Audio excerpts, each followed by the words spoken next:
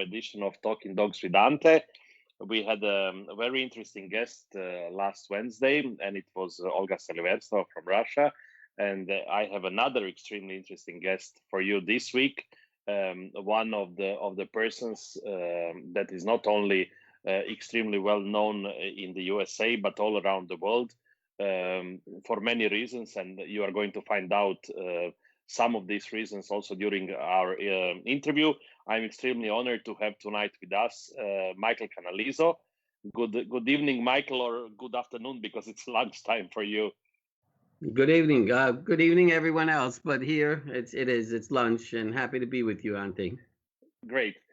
Tell me, Michael, I will ask you, of course, like everybody else, and we were talking a little bit about it last night and also tonight. How is the situation at the moment in the USA with the pandemic?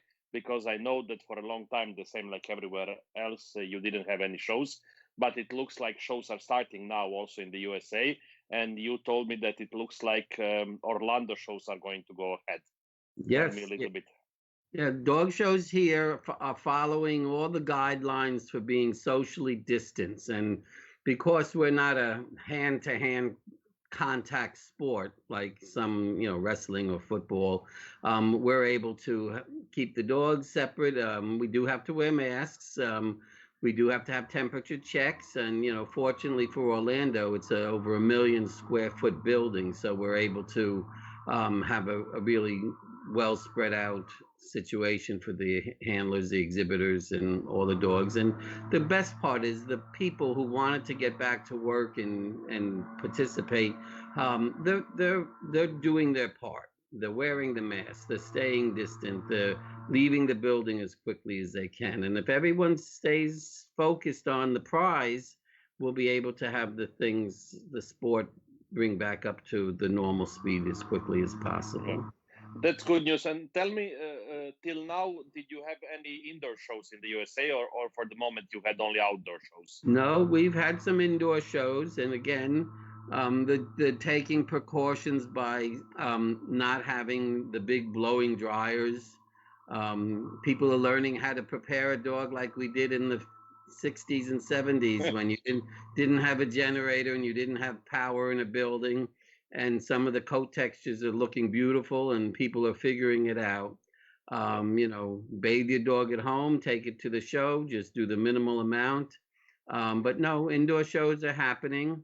And, a place like Orlando, the air changes every 3 minutes. It's not a drag system for the air conditioning. It's a return through HEPA filters.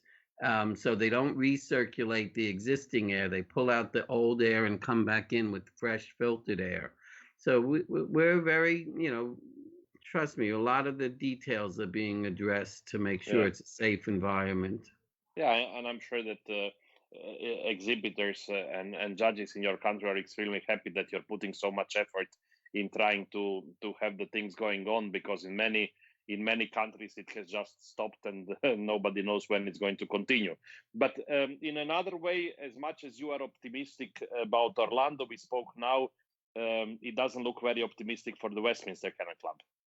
That can't truly be said, because that hasn't been officially made notice. Everybody's, saying a novena every night that it will happen, but sometimes it's out of the club's hands, and sometimes you don't know to the last minute that they make a decision. So we do hope it does happen for Westminster. Yeah. Let's hope. Let's hope for both of them that everything will go okay. And anyhow, your president promised that you will have the vaccination before the election, so let's hope it will be that way, and we can continue, all of us, with the normal life. Anyhow, Michael, let's start first with a little bit of your history. You started with the dogs as a small child, and what I read in one of your interviews is that first dog that you had was a rough collie. Yes, as growing up as a child, we had a rough collie happened to come from one of the most famous collie kennels, Bellhaven, which is in New Jersey, the next state over. So we always had a dog. My grandparents had Basset Hounds and a Boston Terrier. My parents, started when I was about 5 years old. I mean, I could be the poster child for the dog sport of the 60s. It was a family event. We packed up the station wagon, 3 little kids, my mother and father, and we all grew with it. My own personal association has gone for the last almost 60 years with anyone who had their first dog from Sonny Shea, who was for the Afghans of Grandeur. I mean, and that includes Dennis Sprung, the Reisman sisters, Jean and Shelley Vaccaro. Roger got his first dog from Sonny. So many people had their start through Sonny, and we've stayed close together, this whole time. Yeah, and I think if I read it correctly, it was 1957 when your parents approached to Sonny Shea to ask for a companion dog for your family. 61. 61. She lived within 20 miles of us, and she went best in show at Westminster in 1957. Okay. But in 1961 is when my parents made the first purchase of Babu Bam of Grandeur, who went right back to almost the foundation lines. And why the Afghan? How did you come? It was my mother's. My mother was a beautiful blonde with long flowing hair, and it kind of suited her. The 60s and 70s were, the young people, they were the attraction of the hippie type people. The free spirits. And, I mean, they were very, very popular. There was at one point in the 70s and 80s, you needed 90 in a competition for each sex just to make a 5-point major. Now you need 10. I mean, that's how far they've, but they've changed. How much did it help for the popularity of the breed, this Best in Show that she won in 1957? You said that has been a big thing for the breed. Yeah, well, it wasn't even just for the breed. It was the first hound to go Best in Show. But what was more important, Sonny was the first woman, the first breeder owner handled dog to go Best in Show.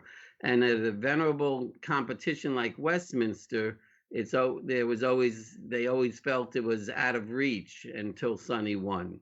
And Sonny didn't come from, fame or fortune. She was a hardworking breeder with a great mind, and she won that award under one of the strongest opinions of the day, under B. Godsell, who was a mentor to someone like Frank Sabella. And, it was just I call it a Cinderella story. She borrowed Babby Tongren's shoes the first time she won at Westminster because her shoes were hurting or something. But Sonny was a great promoter, and so was Kay Finch at the same time with the Crown Crest Afghans on the West Coast. And Sonny would go west and do well, and Kay would come east and do well. But winning, and Kay was also a breeder owner handled. And our breed, maybe because it's all the coat requirement and the uniqueness of the breed, we had many strong, successful owner handlers that could beat any handler any day. Ned Kaufman, Ray Abrams. Um, the list is very long of the successes of owner handled in our breed. Glovina Schwartz recently, Chris Terrell.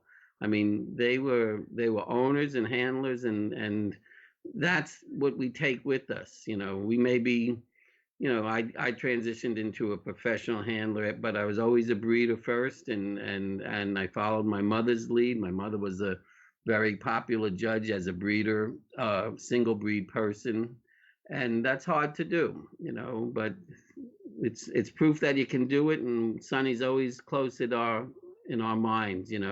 We were all novices one day, and when we see somebody showing a beautiful dog that may not know it's so beautiful or know what they're doing, it kind of brings back a moment in time that, like, hey, I was there once. And when I Yeah, point them first, they like get all excited. It's like, yeah. I think that's so important for the sport.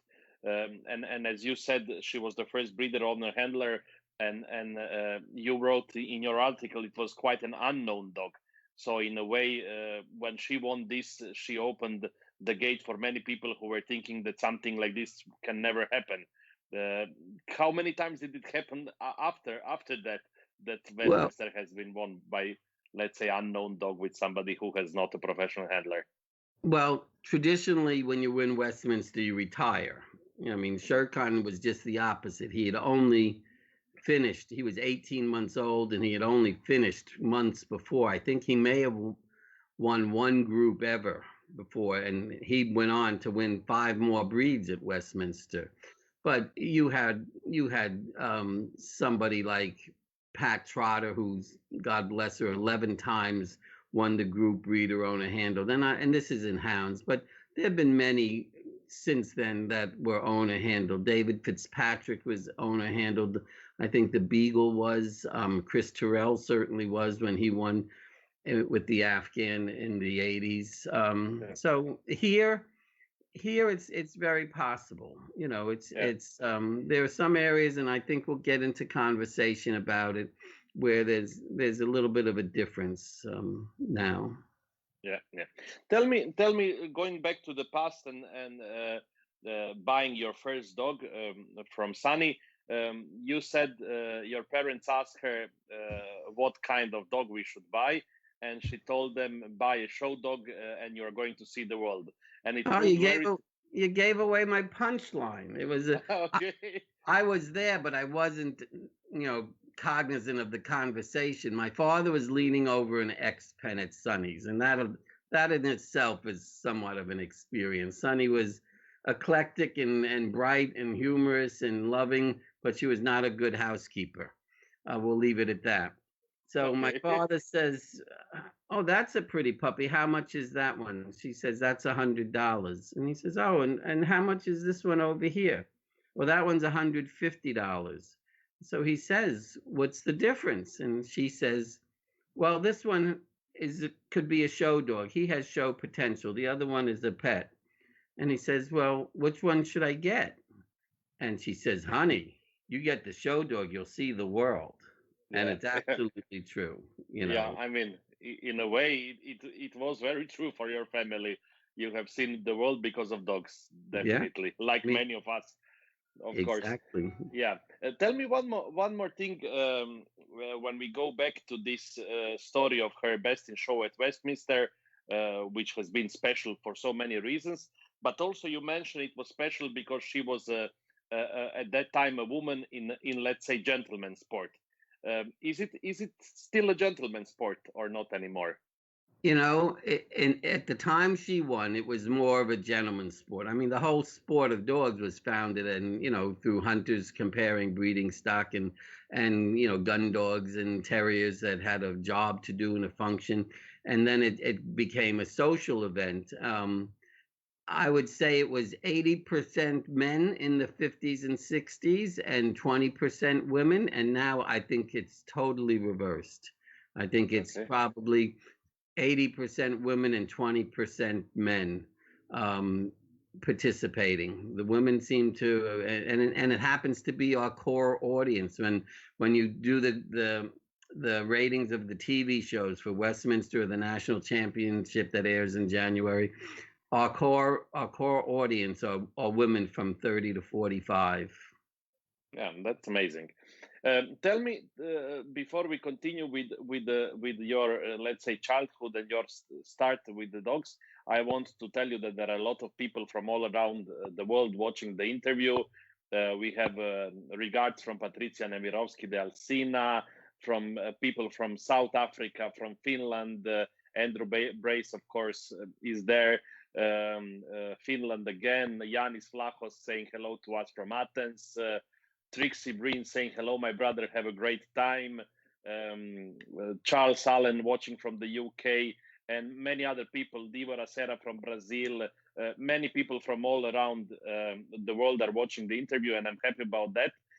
Because I'm sure that there is going to be a lot of interesting subject that we are going to talk about.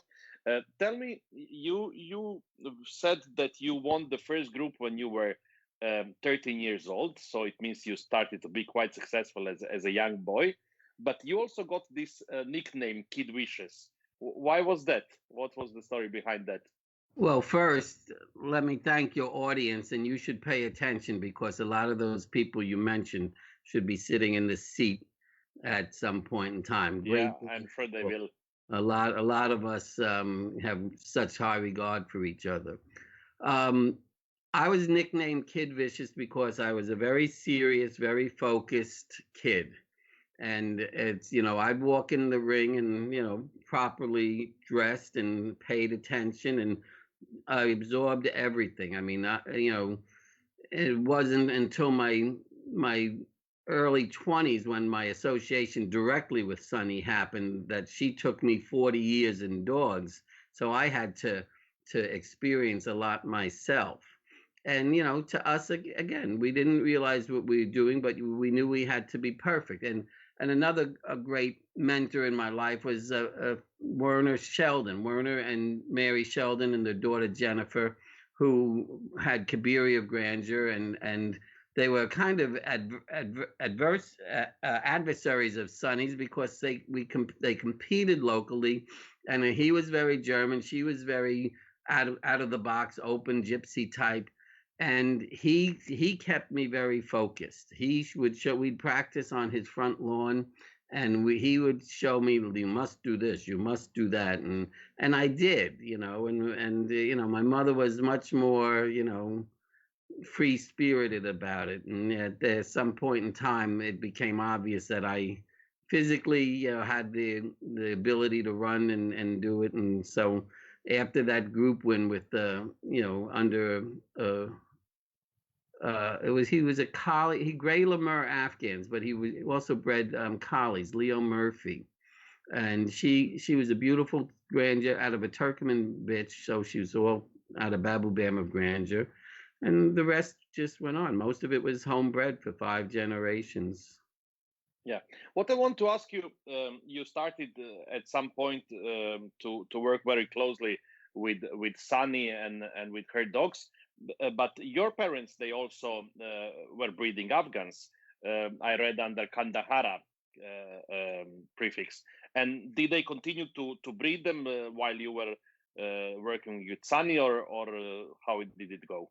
The relations we bred my parents' first litter in 1962 or three was out of Sher Khan of Grandeur, and the second one was from the Sheldon's Turkoman bred one. My parents bred clear into the late 70s.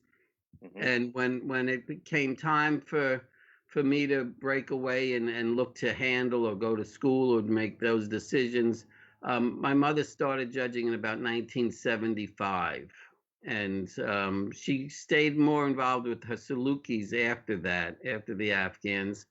And I met Roger Rechtler through Sonny. He got his first dog from Sonny as well. And, that relationship with Sonny and Roger started, and it fostered for quite a few years until Sonny's untimely death. And then I transitioned into managing the kennel and being a private handler for the grandeur kennels. Yeah, yeah. It looks like from your stories and from the interviews that I read that this friendship of yours with Sunny had a huge influence of you on you. And I mean, you have been connected with the Grandeur Kennel for over 60 years now. How did start this friendship? Because at the beginning It's you just bought a puppy from her, but later on it but became if much you more. if you knew Sonny, unfortunately you didn't. But I think Andrew always says one of his greatest not mistakes. He's never got to meet Sonny. Yeah, Sonny, everybody was Sonny's friend. I mean, whether you were a male, female, young, old, she just had this warmth about her, and she had this funness about her. She did fun things, and sometimes it got her in trouble, but she was a personality, colorful. One of Sonny's favorite lines when she was dressing up for an important dinner and she comes out with a tiara and pearls and fur. And I said, Sonny, don't you think that's a little much? And she'd look at me and she said, honey, if you can't be chic, be garish. I'm like, okay, but yeah, she got away with a lot, and but Sonny would love everybody. I mean, there weren't many. I mean, she could see through people. She knew when she was being played. She knew when she had to be serious. And I think deep down inside, she wanted everybody to. She guided my parents very well, but she also did what was good for Sonny. yeah. The bitch for $150 was sold on breeders' terms and had 10 puppies, and we got one and she got nine. you know, Okay, it's so probably she was my also a good father probably businessman. thought that was a blessing in disguise, but she was a good businesswoman, but it was all about Sonny. People did. Roger was so enamored with Sonny, and she, shared the history and the vision and the building of the whole kennel and the line, and he committed to it, and he shared it with her, and after.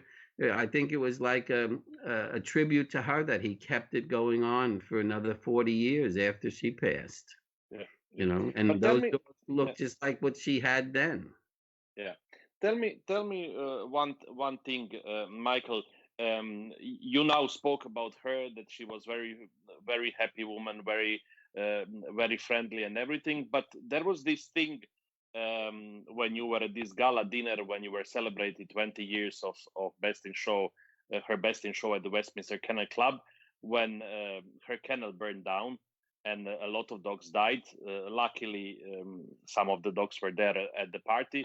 How did she cope with that afterwards? I mean, that must be a horrible thing for somebody. Well, what was horrible was when people with dogs had, starting in 1940s, she had a large piece of property, and then it became developed around her, and they built homes and they built businesses, and she basically was on a pretty busy street. They, I don't think they could ever prove it, but they do believe it was started by a neighbor that just wanted to get her out of the neighborhood. But it was a horrible defeat, because she lost, I think, 25 dogs there, and but she did have 10 or 15 with Roger at the time, and luckily some of it were her best stock, but she lost the true Afghani imports that she was gifted by one of the um, Shahs of Afghanistan, or whatever they were at that time. I don't know what they called them, but she had pure Afghans from Afghanistan there that she was dabbling with. And she lost some of her favorites. It was hard, Yeah, but yeah, yeah, yeah. These things happen, unfortunately.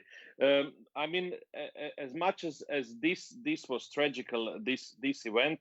I mean, her death itself also was tragical because she died in the ring.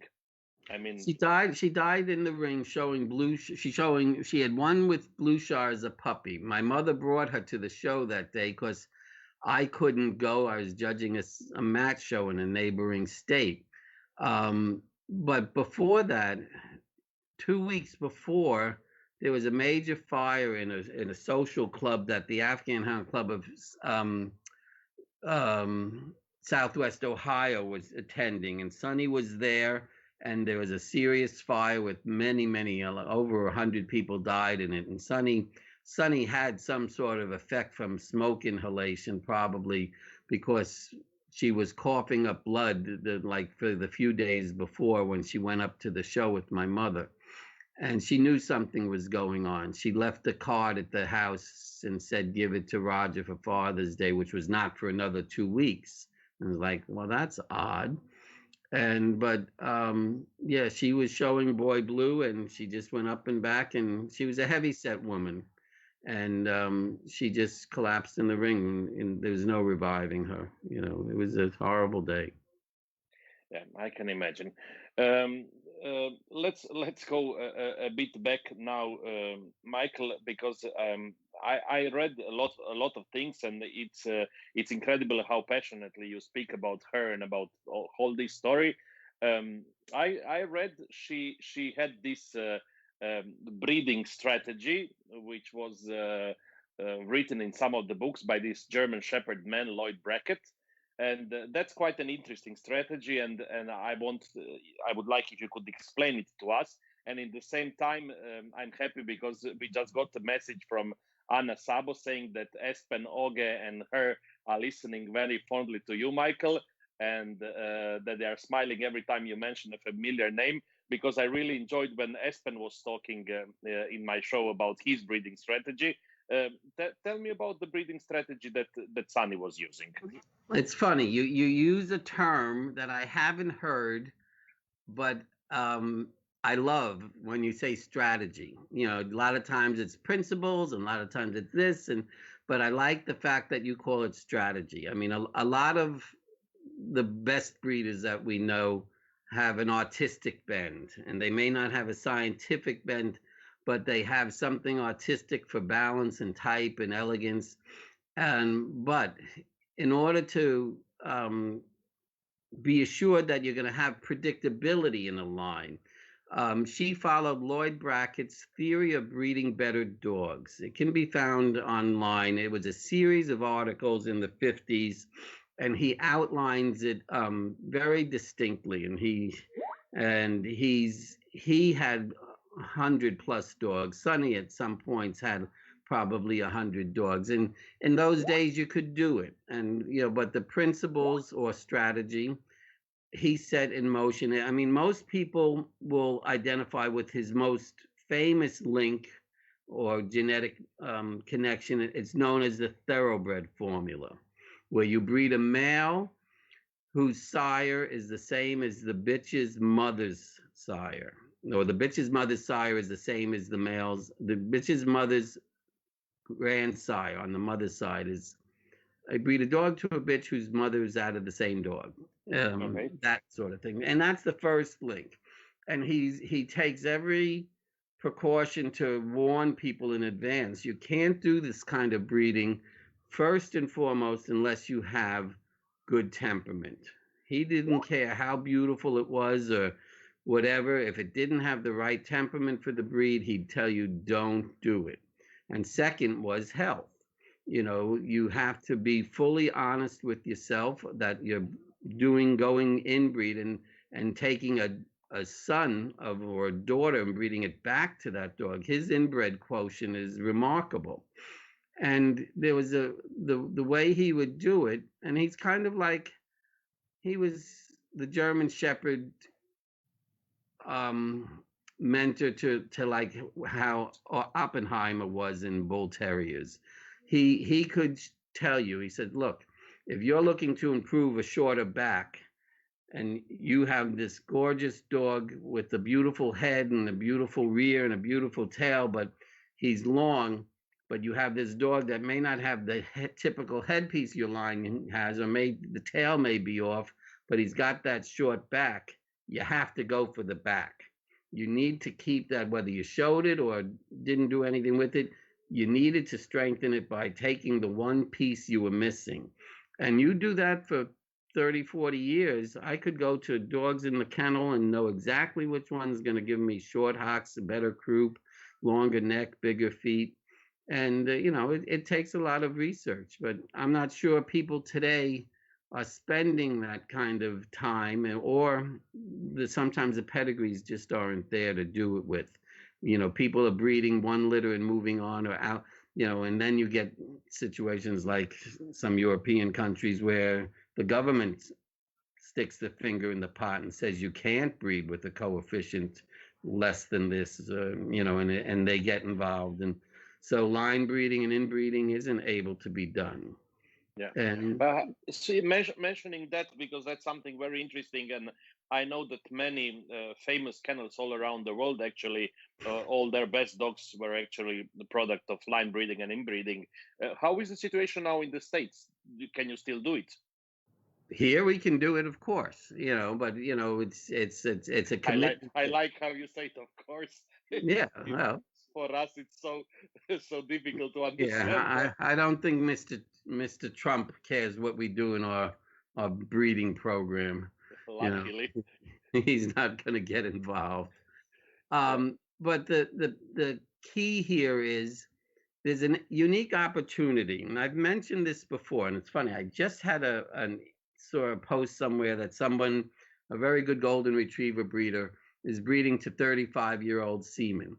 So I would even suspect in Europe, and I'd take somebody like Espen or somebody with a little bit more genetic background than me to see if this was even possible. I've coined the term back breeding.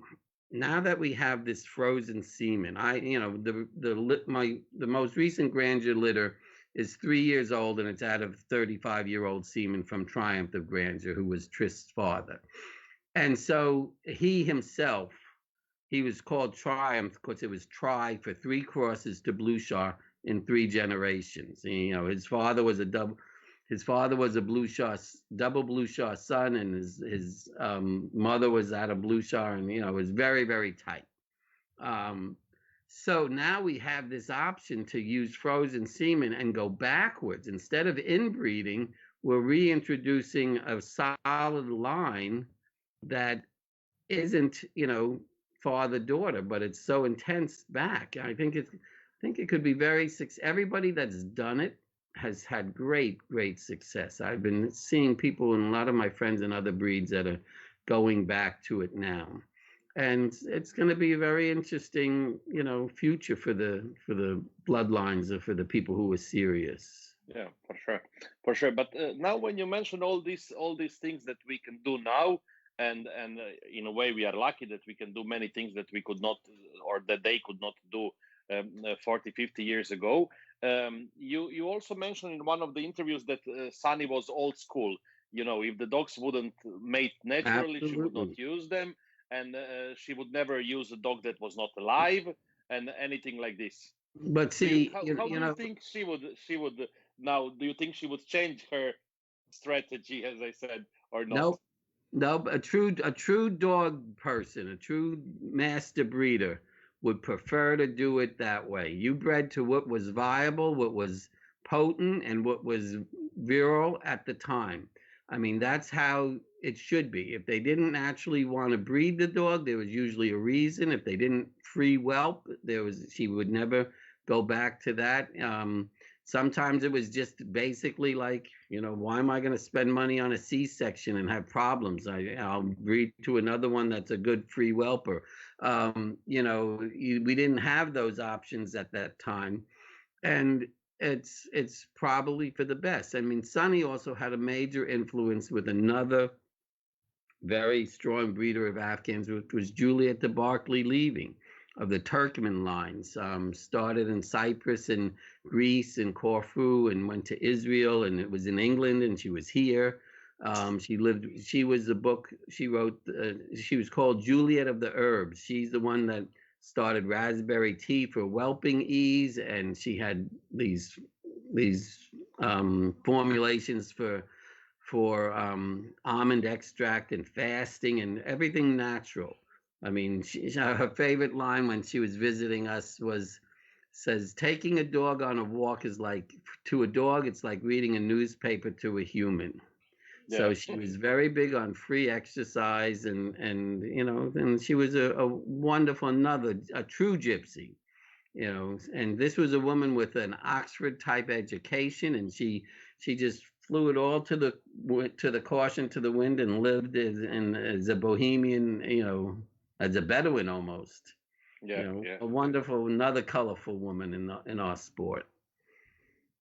Yeah, yeah. That's very interesting when we talk about these things, because also when I spoke with Espen and with Andrew and with many people, we come to the point that many things were different in the past, but also in a way they didn't have all these genetic tests or these things, but still they were producing healthy dogs just by this. What you say, they would just made the dogs who were doing it by themselves. They would not use the bitches who would not whelp naturally and these things, and they were actually all the time keeping the healthy line. Yeah, And and I have to say, I think somehow, Espen would be another good one to say if he thinks his influence. But they fed raw food, they fed grains, they didn't have these supercharged supplements, and they didn't have thyroid problems and all this other interference chemically that could alter things. I mean, truly, until the late 80s. I mean, I had semen from the early 80s, but we never used it unless I happened to have had the dog on the road and we couldn't get access to them. Was the first time we used them. But we've kind of created the bed we're laying in now, with all these vaccinations and all these chemicals and nutrients.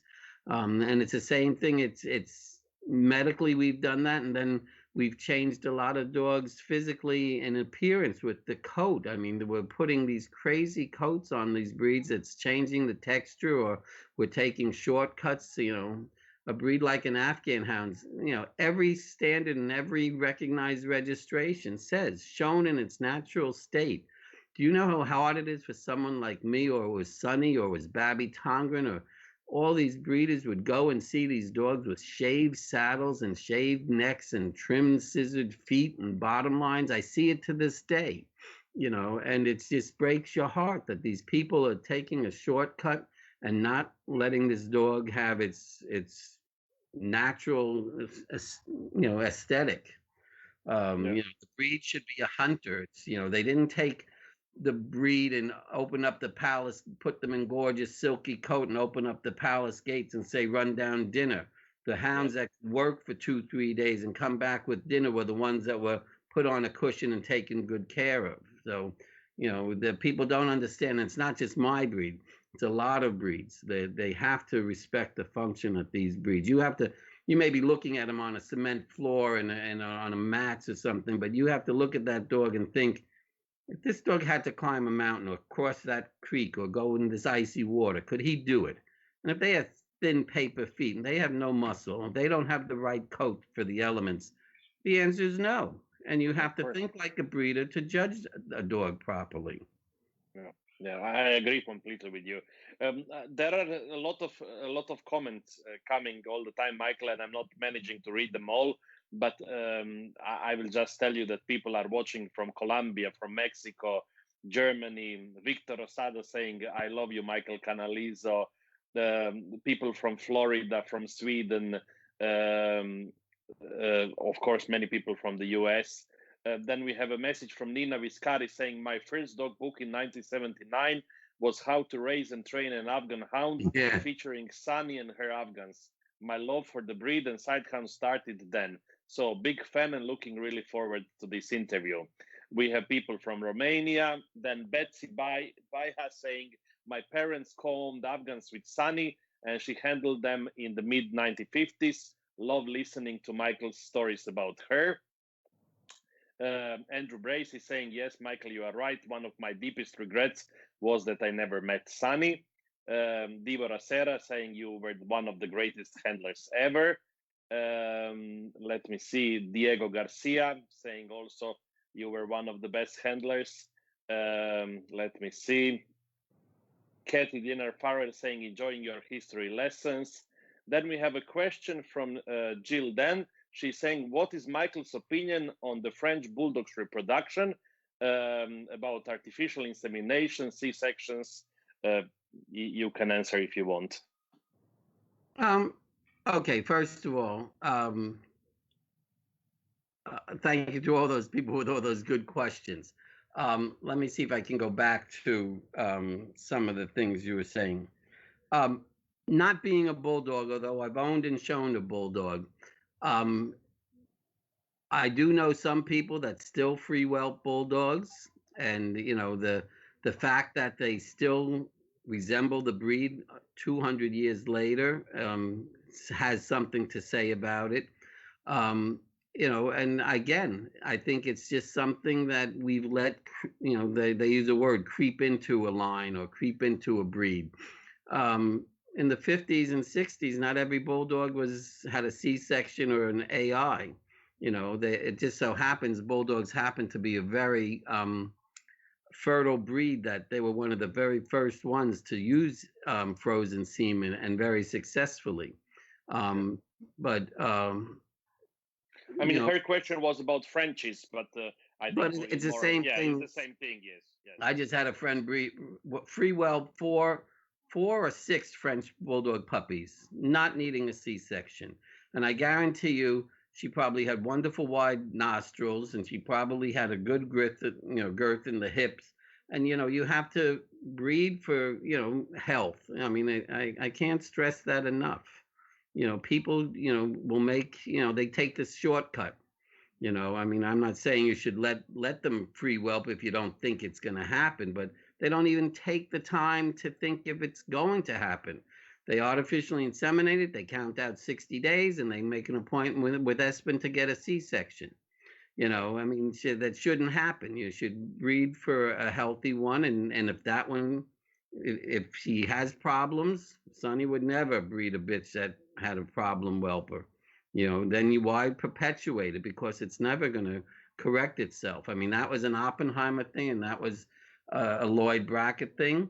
You find a weakness in your line, whether it's temperament, health, or anything, you get rid of it. You don't you don't encourage it anymore. Yeah. I mean, and you don't need any genetic tests for that. That's also exactly. a good thing. We didn't have, and it's funny. I imported a couple European dogs, and they never had thyroid problems. They, one, you never checked, but even once I brought them over, there were no problems there. You had a different rearing method. They were healthier. They had more outside time and activity. I watch Anna Stromberg's mother, Birgitta, in Sweden, doing these fabulous dog trick things with the Afghan. I mean, Afghans have a notorious thing that they're stupid. They're not. They're one of the most clever, independent breeds imaginable. But people, you got to put time into it. Yeah, of course.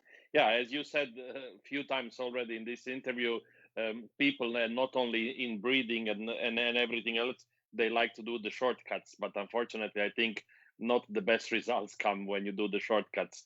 Usually, you need to do the things. It catches up with them. I mean, my mother used to have a very famous saying when a wolfhound would walk in, and such a rustic, hard-coated breed with, that you want that rough coat on them, and they'd scissor the whole bottom line, and puff up the legs, and she'd look at him and she says, "This is a gorgeous dog, but what'd you go Hollywood on him for?"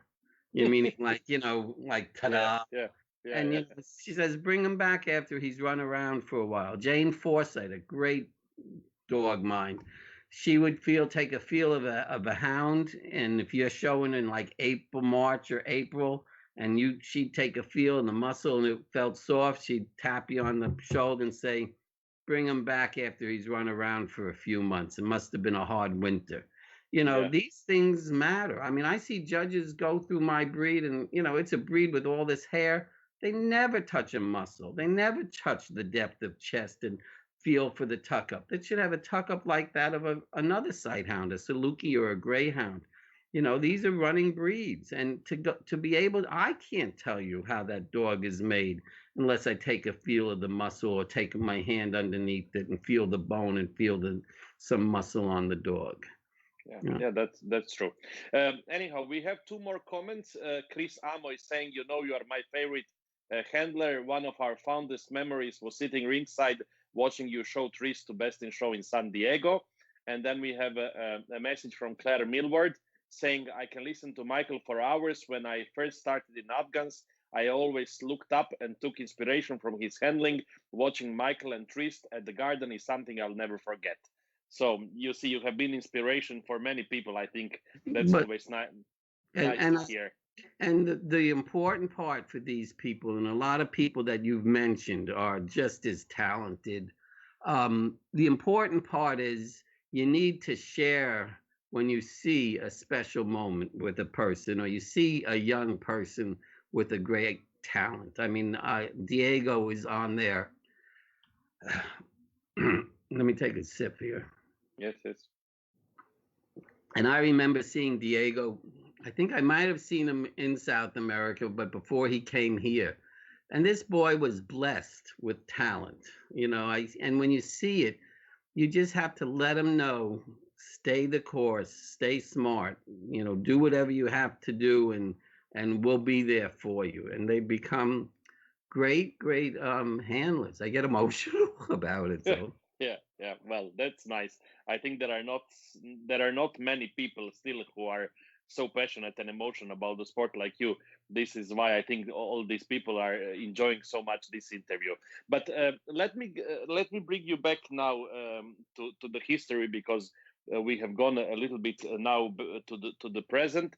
When Sonny died, Roger Rechler, you said he continued with her kennel and with her dogs. How did you start showing the dogs for him? okay, well, Roger didn't just take over Sonny's dogs. Roger had a relationship with Sonny after he got his first dogs with her for quite a few years. And after the fire, Sonny moved in with Roger, so it all intensified. And now he's building a kennel and this sort of thing. And Roger was a real Renaissance man with a great mind and creativity. And he just, and dogs were natural to him. But Sonny basically hired Roger, had the insight or the to say, Sonny, you can't keep running like you're running with these dogs. We need a pair of young legs.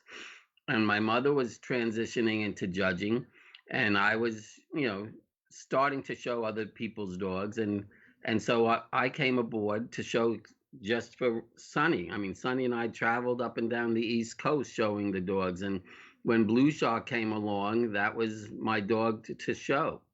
Um, and when he was only a puppy when she died, but I would take Sonny to the shows, and I showed him at his very first dog show at 6 months, and he went reserve under Ramona Van Court in an entry of 120 to Glovina Schwartz's Spellbound. And the next time those two dogs met in the ring was a year and a half later, and both were champions. And Spellbound was the number one dog in the country, and Blue Shaw was his second time in the ring as his champion, and he beat him for the breed. And that was, that was when you go back to the Kid Vicious thing, and I shared a term in probably an interview you saw. I said, they say, what's your favorite comment? And it was, you become what you hate. Yeah. There was a time when, a good friend of mine had a specialty, had a beautiful bitch, Jay Hafford, with coastwind anthiopy, and he was out against Pepsi and Blue Shar and all these great dogs and bitches at the time in the 80s. And all he wanted to do was win one specialty. Well, guess what? He becomes a top specialty winning bitch. And when I first showed Blue Shar, it was, go Michael, get Glovina, because she had the number one dog. And then somehow he became get Michael. We each gave it a good run. I had the number one Afghan for 11 years in a row in the U.S. Not easy to do. And now I have the number one Afghan hound 30 years later with the puppy out of TR from that 35-year-old litter. See. Yeah, that's quite amazing. The whole story about this, it's amazing, especially because when you talk now, and I don't think that many people, younger generations, understand what was the quantity and the quality in the breed at that time much All much right, more than I now. can I can give everybody a real snapshot of how strong the Afghan Hound breed was in the 80s. Blue Shaw won the group at the World Show. Chris Amou's uh, Viscount Grant won Crufts. Pepsi won Westminster. I want to say one of David Roche's dogs won the Sydney Royal. I mean, it was the most incredible time. When you would look at the statistics for the top 20 hounds, 10 of them would be Afghan hounds. Yeah. I had a judge, Counsel Parker, who was a popular judge, knew our breed well, and he once said to me, Michael, this is the fifth Afghan I've given a group to in a row, and it's not no one dog won more than one group. I mean, we have it was such a strong time for the breed, Yeah, and and it's not an easy breed to show. that's for sure. That's for sure. Anyhow, also I read in this interview that that one of the first things that Roger did once he took over the kennels is to close the kennel for the public stud. Why Yeah. why did he do that? All right. It's. I think it was part as a ode to Sonny. I mean, Sonny and Roger and I would spend evenings. They all laugh because they'd be having coffee and I'd be having Oreos and milk. But Sonny dictated into a little tape recorder at the time the history of the breed and her involvement. And at one point in time, especially after Sher Khan became very successful, Sonny had a lot of criticism for, as I put it, a lack of her, bookkeeping skills. And there was rumors going around that maybe this dog was inside by Sher Khan or this one, that. And it kind of, she took it personally. And even when she died, people would say, well, how do you trust those pedigrees? And I'm like, I don't care what you say. A true breeder would never mess around with what she kept for herself. I don't care what anybody else out there thinks. But that wasn't the reason we went private.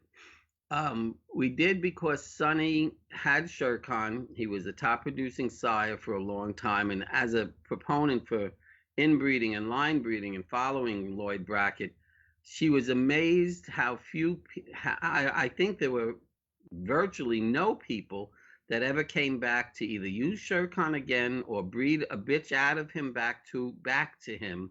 And she couldn't understand that. I mean, and trust me, they got a good dose of proper type and elegance and lightness and athleticism.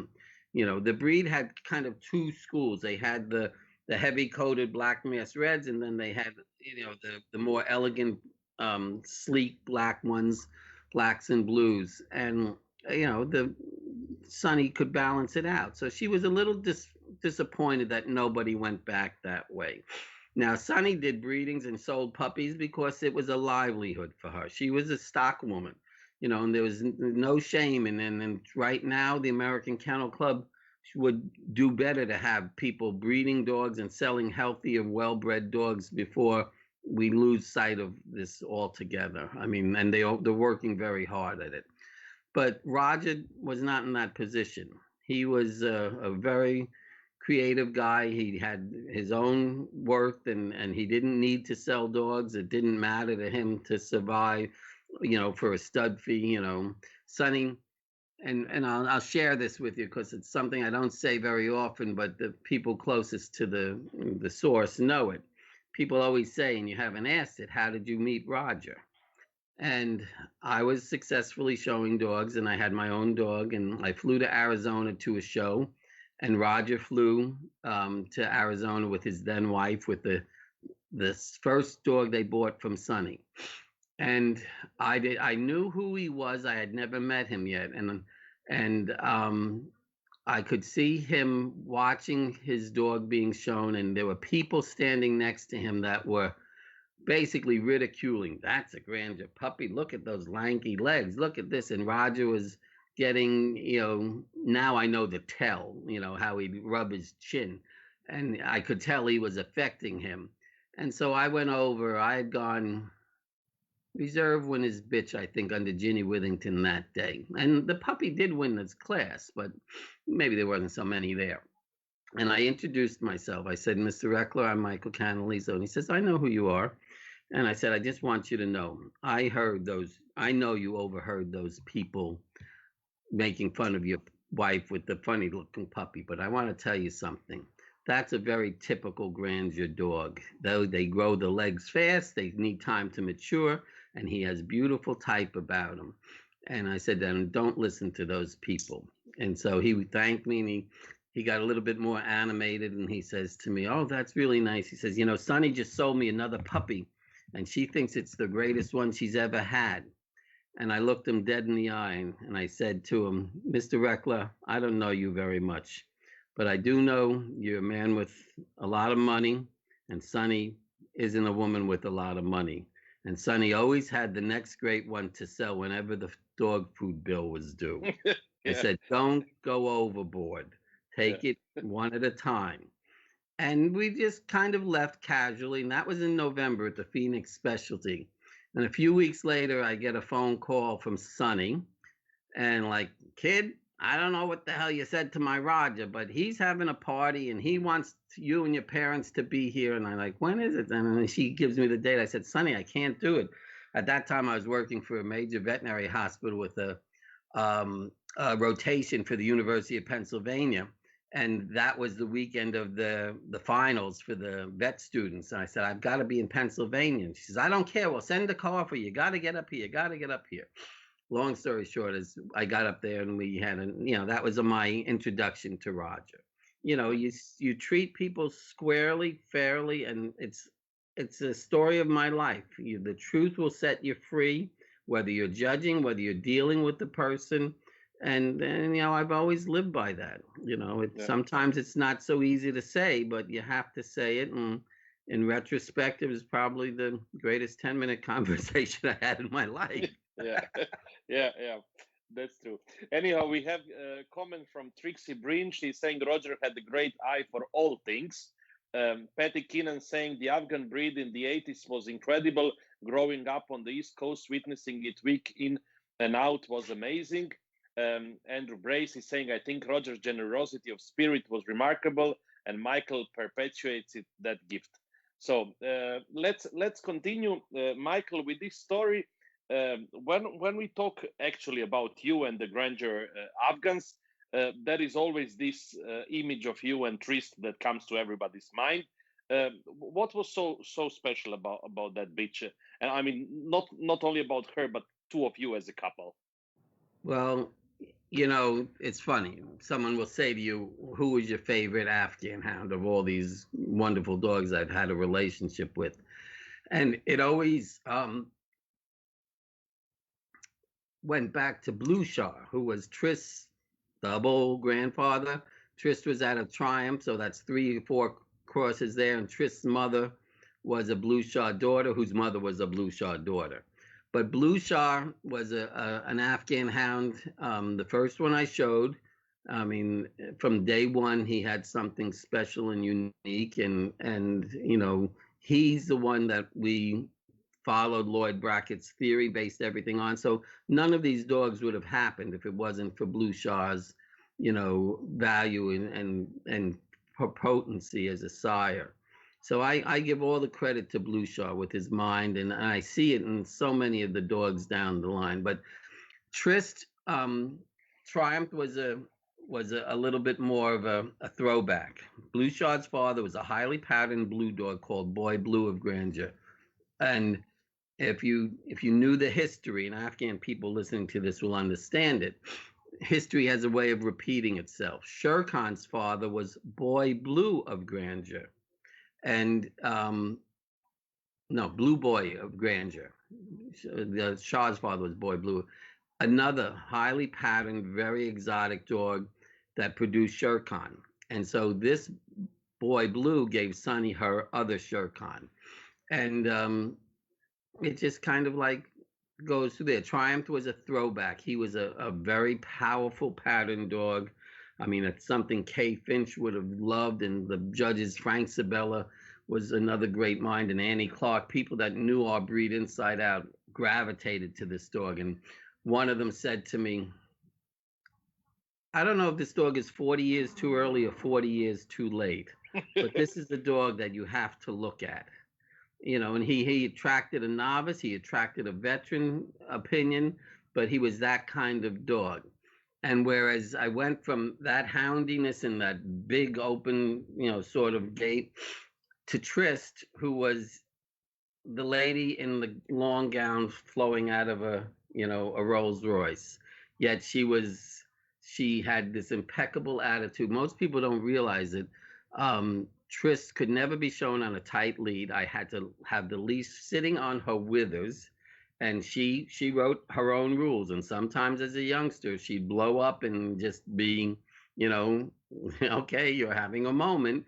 But most times she was just so appealing and natural. She just floated, and she had there were four black bitches in the litter, and we called them the Slut Sisters because everything out of TR Triumph carried TR in the names, and we had Trist, Trollop, Tramp, and Trixie, and so those were the four black bitches. And they, I think they all finished, and we had one that we kind of liked even better, but she didn't have Trist's wonderful attitude. And Tris got parvo or some sort of bacterial or a chest infection, and damn near died. I mean, Joe Dubler from the University of Pennsylvania told us, Michael, you probably should. The right thing would be to put her to sleep now. She's not going to make it through the night. And we said, just give it a try. And she got stronger and stronger and came back and lived to be a very old bitch and road worked every day. She was just a very, and I say that about a lot of great dogs. These dogs, whether it's whether it was Mick or the Shepherd Manhattan or Mystique, they have a different DNA. These dogs, I see them. I've on the road with them. They know when to sleep. They know when to eat. They know when to run. They know when to relax. They never met a stranger. These are very unique dogs, and I think you see that at a young age, and I'm dealing with it now. I have this dog that they can't believe this is an Afghan hound. Even when he went to the vet, he says no vets ever want to see an Afghan hound. He says your dogs come in, they jump up on the table and give you kisses, and you can be a strong hound in the same time. So I mean, it's amazing, Yeah, it's one of these dogs that they are born and you never forget them, and it's not only that they have influence on you, but I mean, Tris has such a huge influence on dog people in general. I mean, I don't think that there is a serious dog person who doesn't know about you and her. So that's well, also. Tris did something very unique in the world of the dog sport. Trist had 116 best in shows when we stopped her to have her litter. She had two subsequent litters. They were small, and I finished the bitch out of the first breeding. And then the way things happened, I had started another bitch that won quite a few best in shows, and the dog I wanted to move on with wasn't able to. He had hit himself on a tree and burst a lung vessel or something, and it just wasn't going to happen. So we brought Trist out at 8.5 or 9 in full coat, and she won 50 more best in shows. And that seldom happens when you bring a veteran out, especially a coated breed. So she really proved herself. I mean, and like I said, road work 3 days a week, every way. They'd see me, well, not me. I had Anna Stromberg at that point. And my other European import, wonderful Anna, came to help me after a hernia repair and never left. Would have been cheaper if she had married me instead of getting all the. She came right after 9/11 and we had all this. You couldn't get a visa and this and that. First, she came as a au pair for one of Roger's grandchildren, and then she stayed, and obviously stayed on and has made her own mark in the sport. Yeah. Tell me another thing connected with you and Tris, because there are no many dog people who have a story about them and the jacket. I want to know the story about this special jacket because obviously it is Well, something okay. quite special. The short and skinny of it is, I know far more people that can tell you who wore the jacket and what breed it was than can tell you who went best in show that night. Okay. Okay, so I had it was again being kid vicious, being focused, being attentive, not just going in there. I lost. I'm in the car and I'm out. I stick around. I listen to things. I had a good ear to the ground. Always did. Still do. So when I hear these things that go on, I either nip it in the bud or I, enjoy the moment. I get a win from Dr. Indeglia at a little show in the summer, and I'm wearing this tropical linen number with palm trees and color, rust and turquoise. And he's a heart surgeon. He says to me, just casually, he says, "Man, you wear the greatest looking jackets." He says, "I wish I could wear stuff like that." And that's all. End of story. And that was a month later. It comes out he's doing best in show. Now, Roger and I both were not great shoppers. We didn't like to shop, but we had a men's store nearby that would put a sign on the window that said inventory tonight, closing at 5. And Roger and I would go in there and we'd buy all our clothes for a year. Yeah, Hmm. sometimes I'd go in. So that this particular time, I'm walking through the mall and I see this jacket, the sequin jacket on a dummy in the window. And I pop my head and I say to Carlos, I mean, trust me, when Roger and I shopped, they knew your first name. I said, Okay. "Carlos," I said, "that's a great jacket on that in the window." And he turns and he yells back to some other staff and says, "Mike loves the jacket in the window." And I said, "Do you have it in my size?" And he says, "He wants to know if we have it in his size." And they yell back, "We only have one." And so I said, "Well, what size is that one?" "He wants to know what size that one is." And the next thing you hear, "Who else's size would it be?" Yeah. Well, this was in 1994, I think, and it was $1,500 Michael Kors jacket then. It's Hmm. still hanging in my closets, by the way, in case I ever have an appearance on that green carpet sometime. Okay. Might have little velvet panels on the side, but okay. Um, so I bought the jacket and I didn't wear it in the breed. And I did win the breed under Rafael Santiago that day. And I'm about to go in the group, and they have you like in the ready ring, collected over there. And Anna comes up with this garment bag, and I take off my other attractive velveteen jacket. And I unzip the bag and I put it on. And Michael Scott was the first one. He had the Basenji behind me. He looks and he says, "You're freaking out of your mind." And I'm like, "It's a dog show." And all of a sudden, bring in the hounds. And I go and I win the group.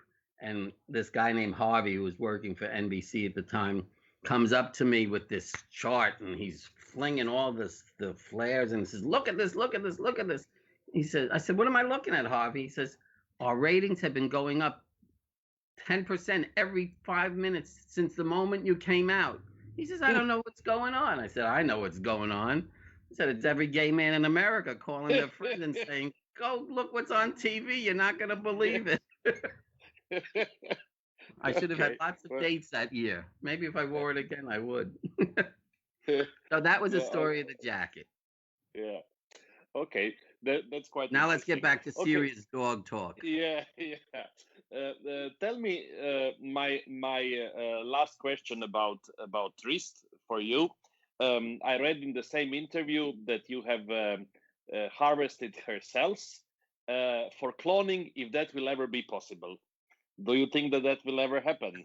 Absolutely. Absolutely. It's funny.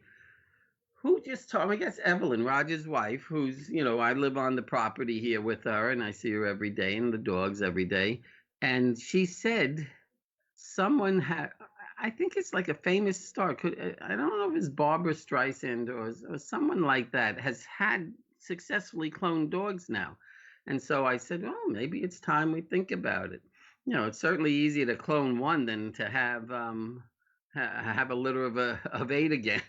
Yeah, You that's know, for sure. But yeah, but you want to do a shortcut now, and you said that's not a good way. well, So it would, but the thing is, again, foresight, thinking of. I mean, when I was doing active breedings, and trust me, I was as involved as Roger was, and Sonny's thought process and line was always in the equation. We knew where we were going 5 years in advance of getting there. So when this first thing from South Korea came up with the cloned Afghan, and the Afghan line is somewhat of a very pure genetic makeup, and it made sense to us. We said, look, we better do it now, because if they ever perfect it and we didn't take it then, you wouldn't have it. The same thing with semen. You collect semen on your dogs while they're young and virile, before something happens to them. yeah, yeah. Well, that will certainly be something interesting. But let's see if it's going to happen during our lifetime. It would be for sure amazing. But okay, let's not go so much into future. I want to ask you one more thing. This interview that you sent me by email. I don't know I couldn't find in which year the interview was done. But one of the questions in that interview was. Do you regret that grandeur exists now only in the history books? And then in the second email, you sent me the photo of the current top winning Afghan male in the States, which is a grandeur. What did it happen in between? So, if I Well, understood well, it really, we were okay with it. Roger and I had once discussed making a dog a public stud dog, and the rationale was we were going to require that they buy two stud services in upfront, and you were entitled to repeat the breeding or breed back to a daughter. And just by virtue of that, and the fact that the bloodline for 30 years hasn't been accessible, people, that dog would become the top producing sire of all time, because we knew that with the quality. But it wasn't so much that dissuaded us. What dissuaded us from doing it? We knew now the stud fees are $1,500, $2,000 or something, the price of a puppy. I could even be shortchanging it now. But we said, within 5 years they'd go off on their own way, and it wouldn't be recognizable grandeur type. And so we said, no, we'll be all right. And when the last litter was 12 years old, Evelyn realized, we're not going to have another Afghan in the house unless we did something. And so Gene and Shelley Vaccaro, again, the Vaccaro name started with Sonny in the early 70s, late 60s. Taj Marimbad of Grandeur was in the late 60s. They had a very successful litter out of the Kid Sox dogs, who won the Group of the World show. And I had put up, when I judged at Bratislava at the World Show, and this dog was a top producing sire in the U.S. without ever setting foot here. And that was from an all champion litter, and so we did a breeding. And let me tell you, to me, the minds are grandeur, the quality is grandeur. I mean, it's the Vacaros. These puppies came out never leaving the grandeur property, and every one of them, that people would just say to me, how do you do that? I mean, truly, they never left the house. I mean, my dog came out after not being in a show ring since February, and never missed a trip. It's just a yeah, natural thing that goes with proper temperament again. yeah, yeah. Yeah. Michael, I mean, we spoke a little bit about this, but when you look at the Afghans from the past, or Afghans when you were starting in the breed, and when you look at the Afghans of the present, how do you think is the future for the breed? Well, I the term that we use here in the States, you have fads go through a breed, and it's cyclical. It goes up and down in a wave every 15 years or so. And you see it. And if you have a lot of serious breeders, I mean, back in the day, I mean, we would go to a specialty, and you could that's a dynasty dog, that's a coastwind dog, That's a Jen Araby Saluki. That's a Srinagar Saluki. You could look at a breed in a lot of breeds and know exactly where it came from. Can't do that these days, except for a very few kennels that you can still look at and know and be right where it came from. I mean, the social mores changed. People couldn't breed as much, and people weren't buying dogs like they used to. The younger people have the internet and all these other activities. They're not so interested in showing dogs as long and as much. But you could just tell, what it was. And now, again, with all this hair and all these product, I mean, I cringed the first time I ever saw a curling iron being used on an Afghan hound. I'm like, what are they doing? If you have a proper silky coat, it's gonna hang straight. And we did a few outside breedings with Blue Shar early on in the 70s and early 80s. And we got, a puppy, and it was lovely, and he didn't drop his saddle when the rest of them usually did. And I'm like, okay, I guess I went through the whole shebang of stripping it and thinning it and pulling it and yanking it, and oh, it's beautiful. Well, it was back in 2 weeks, and then I'm doing it again. And I said, the standard says naturally present, distinct, outstanding characteristic of our breed. And when you let something like that get into a breeding line, you no longer have a natural saddle, and everybody's stripping it. And now I'm looking at artificial pulled out saddles, which is just a shorter version of the side coat, and it's not a shiny smooth saddle. And then they, tails. I mean, I haven't seen a natural tail in half these dogs in 20 years, until a poor entry level breeder wants to use your stud dog, and you're not straight up with them to tell them you better bring it back, when it's 4 months old or 3 months old, whenever they do it, and let me see its tails. And all of a sudden, I see this beautiful litter of Afghans with Irish setter tails. Be fair. And there was a certain generation, and I'm sure Andrew and some of my respect does go for the Swedish and the English, because they are pretty much upfront. They don't take these shortcuts. They don't allow them, and maybe we'd be better off if we didn't allow cosmetic stuff to be harder. And in our breed, when they say, and judges will say, and I'm faced with that dilemma too, when I see a dog that's artificially enhanced and with a color or texture or something, and I'm not going to beat a good dog to a lesser quality dog as to the degree of breeding stock overall for quality and soundness, but I will drop it at some point. It might have to give it the breed, but when it walks in the group, you're not getting a placement because you offend the standard in that degree.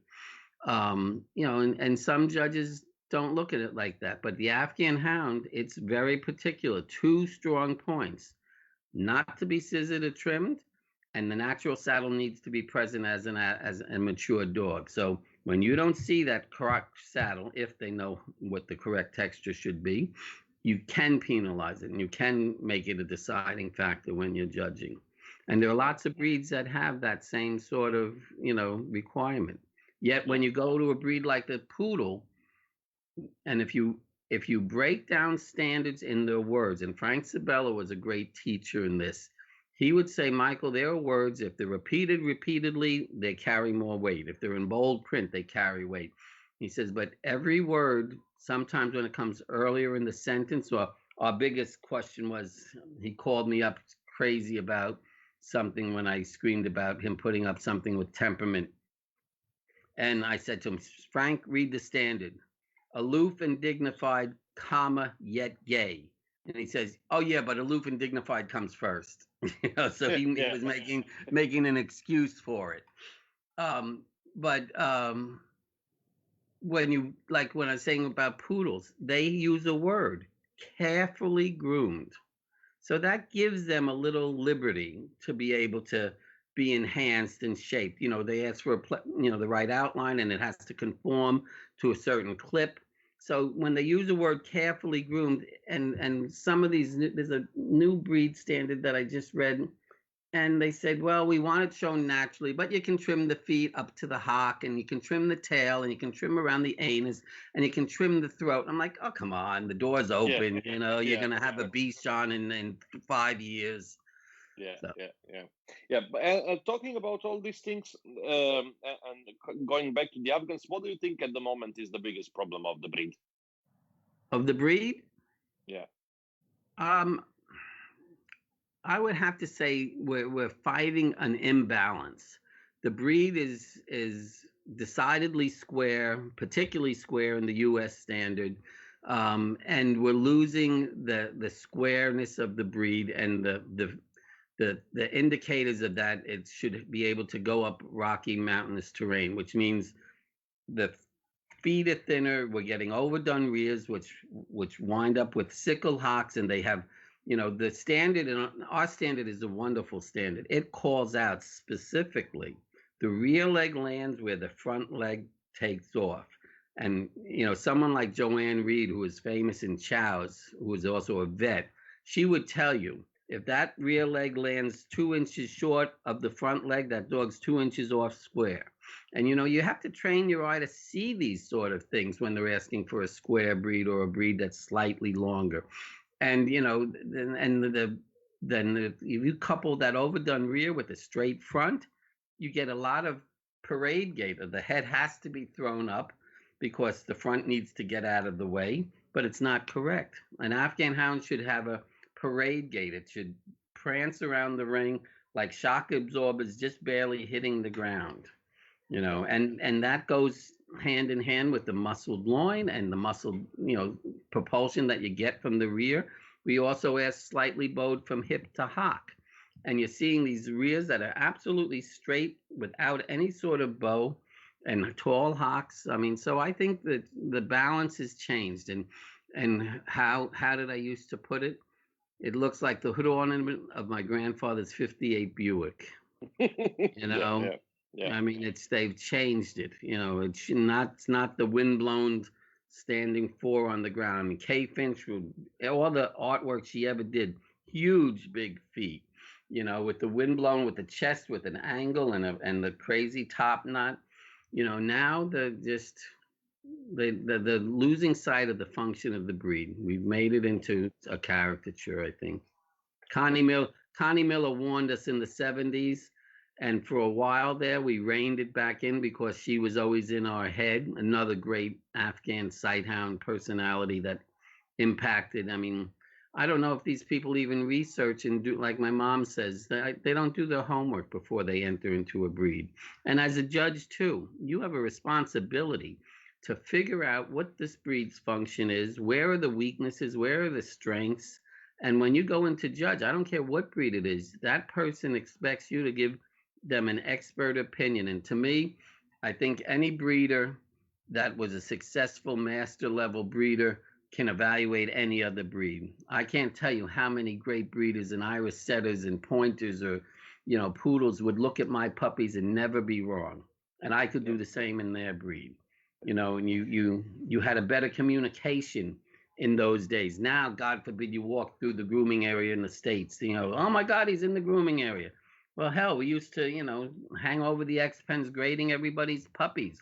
I had Lacey, Lonesome Dove, lead breaking her at a show, before she ever became famous. I mean, those opportunities are lost on a lot of people now.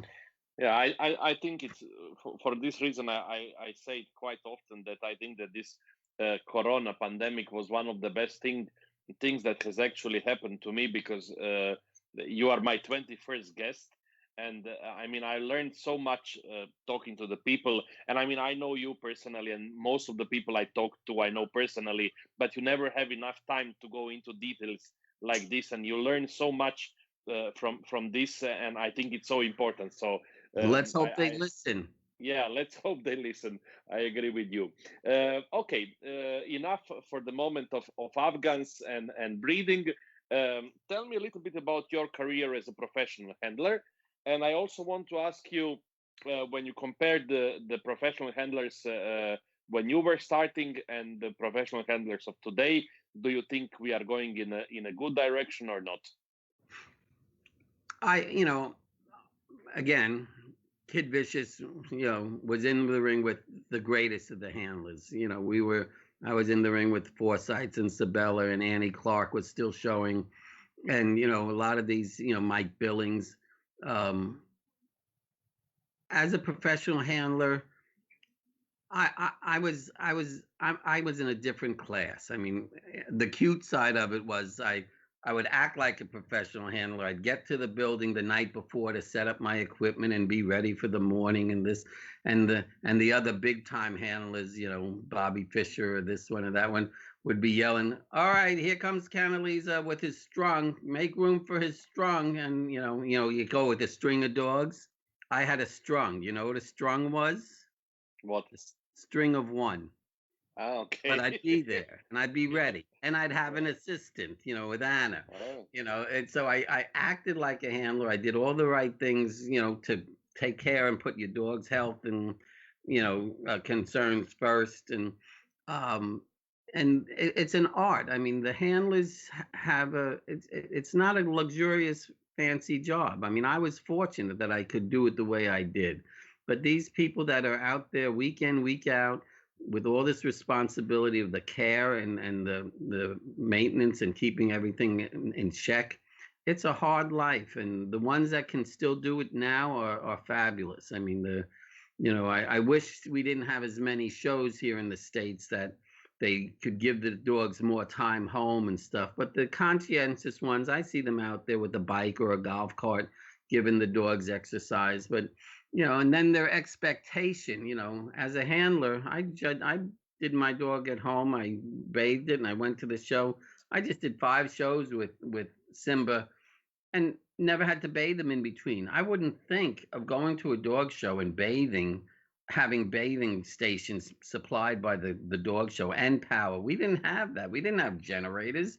We did it home. I mean, our first blowing dry in Afghan hound was to take the vacuum with the suction and sitting on the ledge of the stove to pull warm air out that came out the blower end. That's how we used to dry Afghans yeah, before we had stand-up dryers. Now they just go from show to show to show and have this expectation, and they've, some of them, it's not their fault because we've enabled them, unfortunately.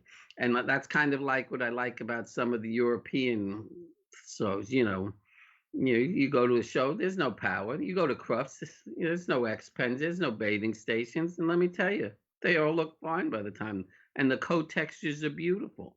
yeah, So we're changing little things that we don't need to. But the handling yeah, profession, it's still a passion, and if you're not talented and you're not careful, you go by the wayside. We don't have many that you wouldn't entrust your dog in.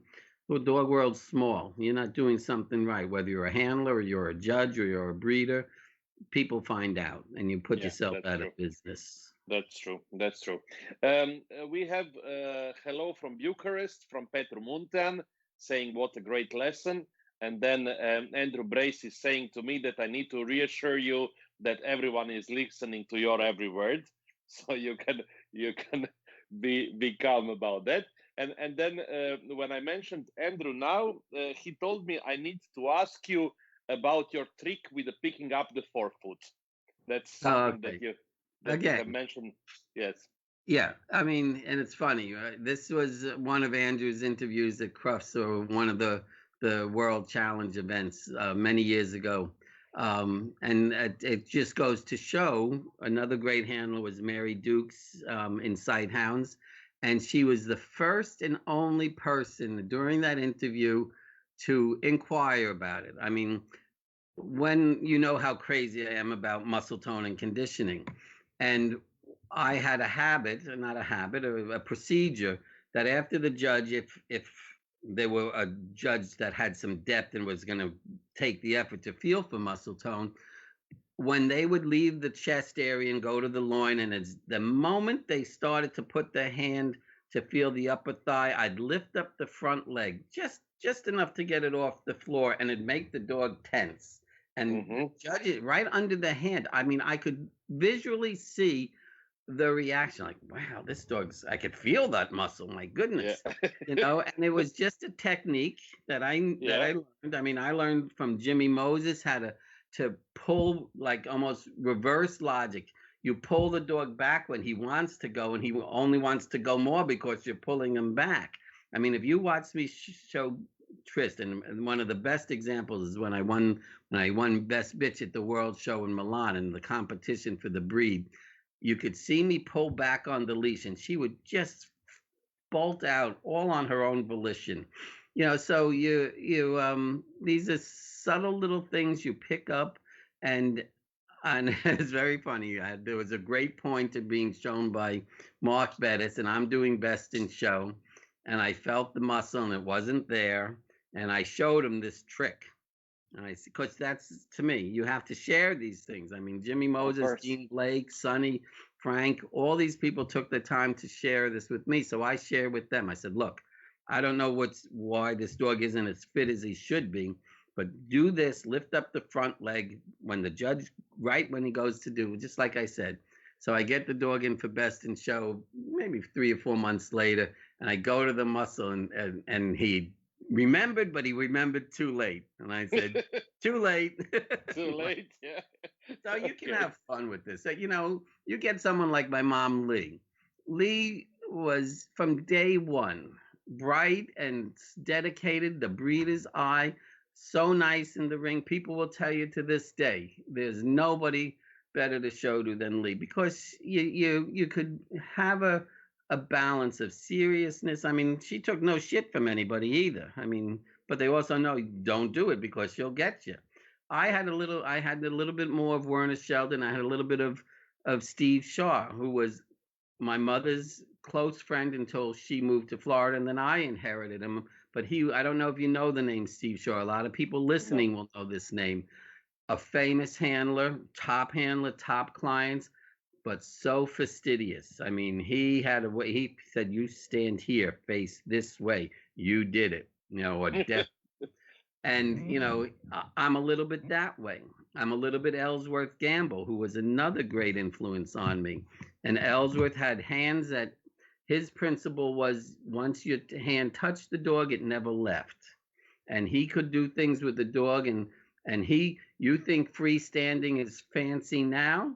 When Ellsworth Gamble judged, he'd go over your dog like liquid, like mercury flowing down the line. And he'd say, go down, stop, turn left, stop, turn left again, stop, then come back. And you'd go down, and he'd see a rear standing on its own, a side on its own, and a front on its own.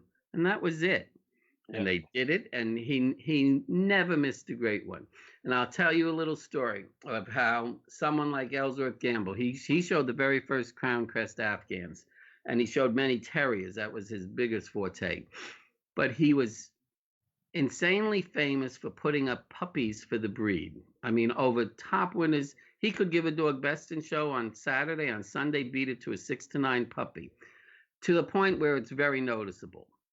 And I said to him one day, I said, Ellsworth, why is it always the puppy that your eye gravitates to? And he'd say, Michael, our responsibility is to judge breeding stock. And he says, and when you see a quality entry, and then you see a quality puppy that could possibly be the next generation down from those great champions, and if that puppy has that much quality, that's the furthest down the line to move a breed forward for, and that's where I choose to reward. Yeah, And that's true. that sticks with me. And let me tell Yeah. you, it stuck with Annie. It stuck with Frank. I know it sticks with Andrew. And Yeah. you see these people, and if they know enough and they take the breed to heart, as first you have to know what the puppy's supposed to look like at an age, which sometimes can be awkward. Those dogs never disappoint those moments, and Yeah. and most of them will support your decision. And some people, they may sting for a moment, but if they know dogs, they know that puppy's got that kind of greatness too. Yeah. Yeah, that's true. You mentioned now a little bit about your judging, and you started judging in 2000. Do you find it more exciting to judge dogs or to show dogs? I think I have more to contribute as a judge. I think you can influence. I think, first of all, judges have a direct, serious impact on how people breed dogs. I mean, people in, especially entry level people, they will gravitate to a big winner. And, you need to reward the dog that can do the most good and the less harm for a breed. And as a judge, I could do that.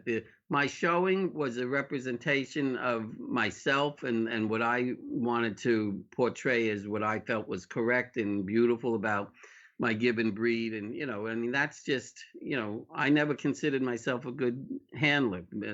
I know it sounds odd. I didn't have good posture. I guess I developed this funny little jump up as before I started to gait, and as I'd see films, like, oh God, I do this. And I showed my dog Simba when he was a puppy myself, and it had been 13 years since I've been in a ring. And some friends like Harry Bennett and stuff, and they say Michael's going to show this is going to be horrible. And like he came up to me and he says, "My God, you haven't lost a step. I mean, you've gained a Yeah. lot of weight, but you haven't lost this." Even the little hop, so I call them inspirational moments. I'll go in the ring and show once, just to remind everybody. Yeah. Kay Finch did that once. She came east for the museum opening, and Sonny is already gone, and Kay loved Boy Blue, and she was 80 something years old. She took his leash on the front lawn and floated down and back. This is before video cameras, but it's etched in our minds what it looked like. I mean, it was such an inspiration. And I did it with Kid Sox at the World Show after he won the group and everybody was leaving after Best in Show. I just said to Ganella and Francis, I said, "Can I hold his leash for a minute?" I said, "I just want to see what he feels like." And I ran him up and all around that whole entire ring, and he was like driving a Citroen, just like floated. Yeah. And now Francis is running. Oh my God, I got to do it again. And I said, no, that was just for me. Yeah. It was Yeah. just you have to have these moments in the Yeah. sport. Of course. Of course. And when you think about judging, what do you think is the most difficult thing about it? The most difficult thing to do should be the easiest thing to do. And I was in a position when I was an AKC rep of moving judges along and guiding them and trying to direct them in procedural things. And that's to think like a breeder. You must think like a breeder. I mean, you can have a dog that's in beautiful coat and beautiful condition, and he goes and he doesn't put a foot down wrong, but he's plug ugly. Well, guess what? That other dog that's maybe not groomed as perfectly as yours, but owns the ground it stands on, built well, and maybe it's not showing 100%, as well as that other dog, but that dog can show better or worse on a given day, and the other dog will be ugly forever. So you have it in your mind, like, no, this is, if I was to breed my, and you break it down to the very, very basic core, and it sounds very elementary, but it works. Which dog would I breed my bits to? Which one would I buy if I had a blank check? And that's your decision. And Yeah. and I've wrestled with this because my mother is a much more emotional type judge. She gets into the moment and sees things and feels things, and I'm more like, I gotta touch it. And I've got the Steve Shaw and Ellsworth thing. I gotta touch it. I gotta feel it. And but what do I do if the dog that doesn't feel as good at this, but raises the hair up on my neck? Who do I point to? And someone like Nigel or Bill Taylor would tell you, just point fast. They're not going to get better. And Yeah. Yeah. That's true. sometimes you go with the moment, and if it feels right, it probably is the right thing to do. Yeah. That's true.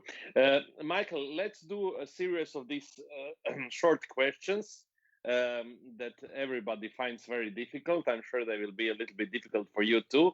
And then I have a few more questions, and we are coming to the end. We are already for 1 hour, 40 minutes talking, and the time is passing so quick with you. But obviously, reading the comments from people who are listening, it's also really nice to have all these questions. Yvonne Ball says best interview of them all. Simon Burton saying mesmerizing. I could listen for hours. I'm a disciple. Thank you so much. Julie is saying superb. I could listen to Mr. Canalizo talking dogs forever, and it would never ever get boring or tiring. Brilliant interview. I wish it never stopped. Thank you, thank you, thank you. So I'm glad that people are really enjoying it. Anyhow, here are the Andrew Bray saying another hour, please. Andrew, don't push it. Anyhow, one of the shows that you judged and you will never forget.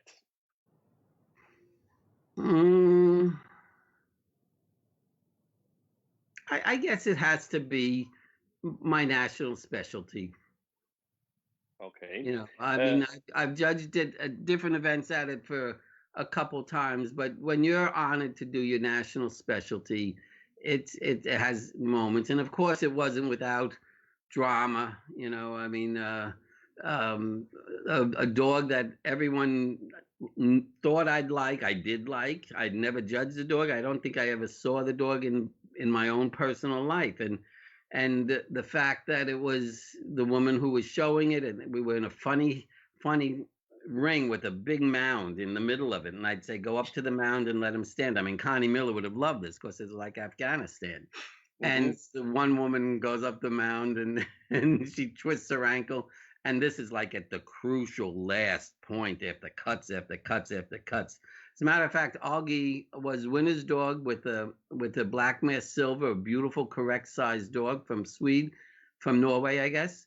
And winner's bitch was one of Ramon's under a different judge. The international level is at our national is huge, but this was an American bred dog shown by its breeder, and its co-breeder was one of my closest friends who had to come in, and I don't know if he was in Jerry Klein. I don't know if he was in shorts or not, but he was certainly not prepared, and he was like pushed into this moment, and he held on. So the dog wound up winning the national the next year under another good breeder judge. So those are moments you appreciate. Yeah, that's true. Best in show lineup you ever judged? Best in show lineup I ever judged. The better question was the best in show lineup I was ever in. I'm going to answer that one. Okay. I'm going to answer that one first because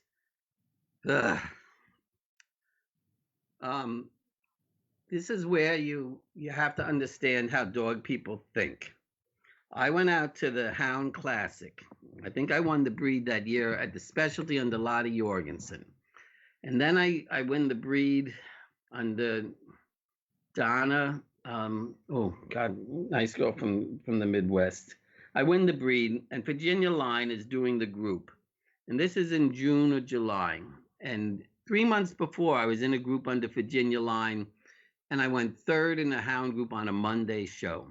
So but now I'm in this group, and I'm up against, someone told me later, 11 hounds that had won their national, including Treasure, Alabaster Treasure, the beautiful Saluki that Karen Black owned.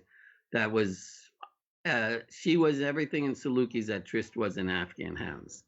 And I can remember looking at everybody standing on chairs. It was just an amazing competition. And I go win the Hound group. It was amazing. And Mrs. Diana Powers, who gave Trist her very first best in show ever, with Anna Stromberg showing her, because I was on vacation with my friend Joel in Hawaii for my birthday, so I couldn't go there. And so that was Trist's very first best. She was doing best in show, and I want to say it might have been her retirement show, but she was a wonderful Irish Wolfhound breeder, and I went best in show under her. Amazing. Yeah, these are the things you never forget. Anyhow, you mentioned Lotte Jorgensen, and she wrote you a message in the comment, love you. So she's also watching, and so Lottie's and another one. She experienced the heyday. I mean, Jane should have been included in that list when all the other great ones, Boxadan, Hey Ma, Look at Me, and Jane, she sent me Jane. I sent her Sharp, who was Triumph's father, and I'll tell you a very funny story, and Lottie will know it, and she's probably going to send me a very terse text of revealing it. When I Okay. when I brought Tris to the Milan show, I co-owned her with Lottie for that show because there was some sort of it was easier to have a European or an FCI person on it. I don't remember what the reason was. But anyhow, she said to me she didn't show her dog Owen that day to she had Ulf show it to Paolo Dundino because she said to me, says Michael, if I win with Owen, he will put me over you with her. And she says, do you want me to show Tristan the breed? This is like minutes between going best bitch, and I just Trist would have gone with her, and I probably should have. Because as great a performance as it gave, the other dog didn't have any reason to lose it. And whether it's the element that you put up the dog you already put up or not, I didn't win best dog that day. So but she competed against great ones too. Yeah, yeah. Tell me, Michael, favorite Afghan of all times, not bred or owned by you. It's funny. I've seen some dogs that it's like I saw Kayam's Aries, and it's not a dog I would have ever bred to. It's not a dog that made sense to me in pedigree, but I never saw this dog when he shouldn't have won. It was that kind of dog. So it's funny in all these interviews, Auntie, I gotta give it to you. You're the first one to ever ask me what Afghan I ever saw that wasn't involved or bred by me. You see? Yeah. I let me think about it. I'll come that ask Okay, me at the okay. end of the Come interview. later. Come later with the answer. The best grandeur dog for you. The best If you grandeur would. dog, I give it to Blue Shark for the reasons I Okay. stated earlier. Yeah, yeah, yeah. Triumph was my own dog. I bred him with Roger. He had a mind that understood me. He was a reactive dog, and if you have Afghans, you know what that meant. He would hear a sound or see something way out in the field long before you ever realized it, and he'd pull up over it. But he was a dog that was so smart. If the tents were flapping, he'd look up at them like, I'm not going under that. That could fall on me. Those are the smart kind of dogs. I mean, the Yeah, sighthounds, when I see someone judge our breed and they're running them towards a solid wall, they don't know our breed. You can't run a sighthound towards a solid wall. They will stop 6 feet short, of and course. that's why they cut the corners. Yeah, yeah. Okay, tell me the favorite win with your own dogs. The favorite win with my own dogs. Yeah, one dog. I mean, your favorite win when you were showing a dog. Well, are you talking not a grandeur dog, one of the Kandahar? Doesn't matter. One dog that you showed. I mean, the favorite win that you did as an Well, exhibitor. without a doubt, it was the best in show under Annie Clark at Louisville, over 5,000 dogs, which was a record in the day. And he was a young dog, and getting to him, I had to beat Storm Hill's Who's Zooming Who under a judge that previously had just given her a best in show, and I got out of the breed under J. Donald Jones that day. And I'm trying to remember who I won the group under that day. But all I know is I got to Annie Clark, and it was a total surprise. And she was sick as a dog, and it was just such a momentous win, and it was a win that sealed it, and it's really on par. Some great wins have great reactions. I mean, Tris win under Ed Biven at Westchester. You use that picture in your little pop up.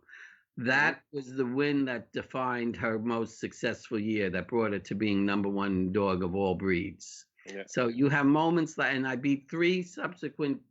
The Papillon was in there, the Standard Schnauzer was in there, and I want to say maybe one other, but two dogs that would go on to win Best in Show at Westminster there. Westminster, yeah. So that Amazing. carried a lot of weight. Of course, of course. One breed you never had at home and you would love to. One breed that I never what? That one breed that you never had at home, but you would love to own. You would not. Sounds, the breed I went to get, and this is again because it was compatible at my lifestyle at the time when I was a rep. I was going to get a toy fox terrier. I just thought the alert, fun little dog. I have in the household. Evelyn has a Russell Terrier that I adore, and she loves me. And but it's Evelyn's dog, and I've always had a scruffy dog in my life, a Wyandotte, and then a Parson Russell. But I came very close to securing a toy fox terrier. But my mother tells me, and I kind of love judging the breed, and the people support me with such beautiful ones, is a Tibetan Spaniel. I would own a Tibetan Spaniel. I mean, they're pretty. There's something about Afghans and the Tibetan breeds, Tibetan Mastiffs. I have an attraction to. Losses I understand, and I judge them, and they hold up and they don't get stupid under me. These dogs have great. I mean, when we're dealing with the species that can sniff out money and drugs and cancer, they can tell 30 feet away when you're walking, even if they can't see you. You're not going to be a good one to touch me. You've shown losses. I mean, Javier knows. I mean, you know exactly which one's gonna, they are very special. Yes, I can agree about that. Okay, one dog person which is not alive anymore and you terribly miss. That's Sonny and Roger. Okay. When you think about one breeder that comes year after year with top quality dogs, which breeder you would mention? One from the USA and one from the rest of the world. It can be from Afghanistan. It's funny. I missed mentioning this breed, and I hope somebody shares it with her. But she didn't come from the U.S., but she's lived in it for the last 50 years, and that's Sylvia Hammerstrom. She has bred a recognizable line. Whether you like it or not, she has to be given the credit for adhering to her vision of the standard, just like Sonny did. And she could do it through large numbers, and she was one that needs to be singled out as having that ability to do that. And a breeder from a foreign country. I just might not be. I mean, in Afghan Hounds, it's Ramon Podesta. I mean, I've said it to him personally. If Roger was still alive and I was still active, we'd be breeding dogs together.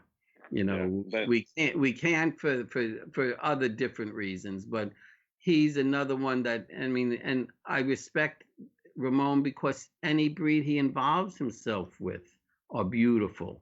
He's a beautiful person that understands, judges like a breeder of every breed. I mean, I've seen him beat big winners in different countries, and without exception, you have to be prepared to do that.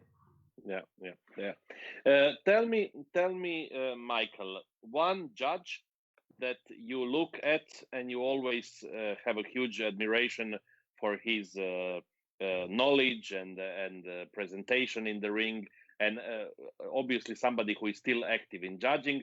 One person from the USA and one person from the rest of the world. Okay, that's a hard question because there's so many, but because he's on my mind, it's Frank Sabella. Yeah, well, Frank is a very special person. That's no doubts about that.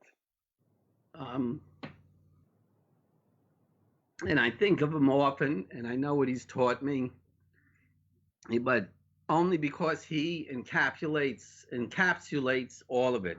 The drama, the beauty, the seriousness. I mean, let me tell you, he may float around the ring and he may be a little coarse at times with his language and a little flamboyant, but he knows those standards, and he knows instinctively when something special's in front of him. That's for sure. And Why do you ask me the people that are either very ill or going? I mean, Rainer Vorian to me was one in Yeah, Europe. I know Hans Lentinen was a wonderful mind. I didn't know Hans at the level that so many people did know Hans, but Reiner to me was another one that could just encapsulate everything for the, and they were all good friends. yeah, yeah, Um, so who's yeah. living? You know, that's a hard I would, question. yeah, we can go with these two. I think these two persons definitely. Everybody who met them, and I was lucky enough to meet them a few times in my life. They are always been an incredible inspiration and people with a huge knowledge and about dogs and passion and emotion about the dog world, the same like you, which obviously I incredibly admire. Okay, last of the difficult and short questions. One dog you judged and you will never forget. Hmm.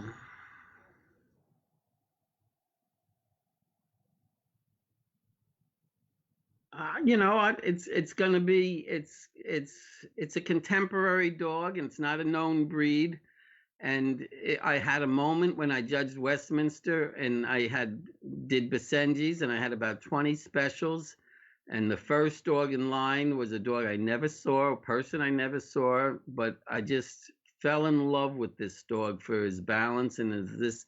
And I've yet to beat him in best in shows or groups. He's a wonderful tri dog.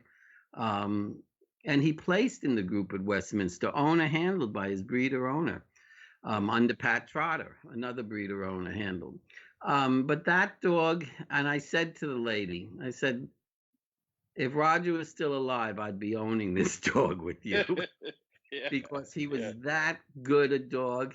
But again, I have a little bit of my mother. It was a package.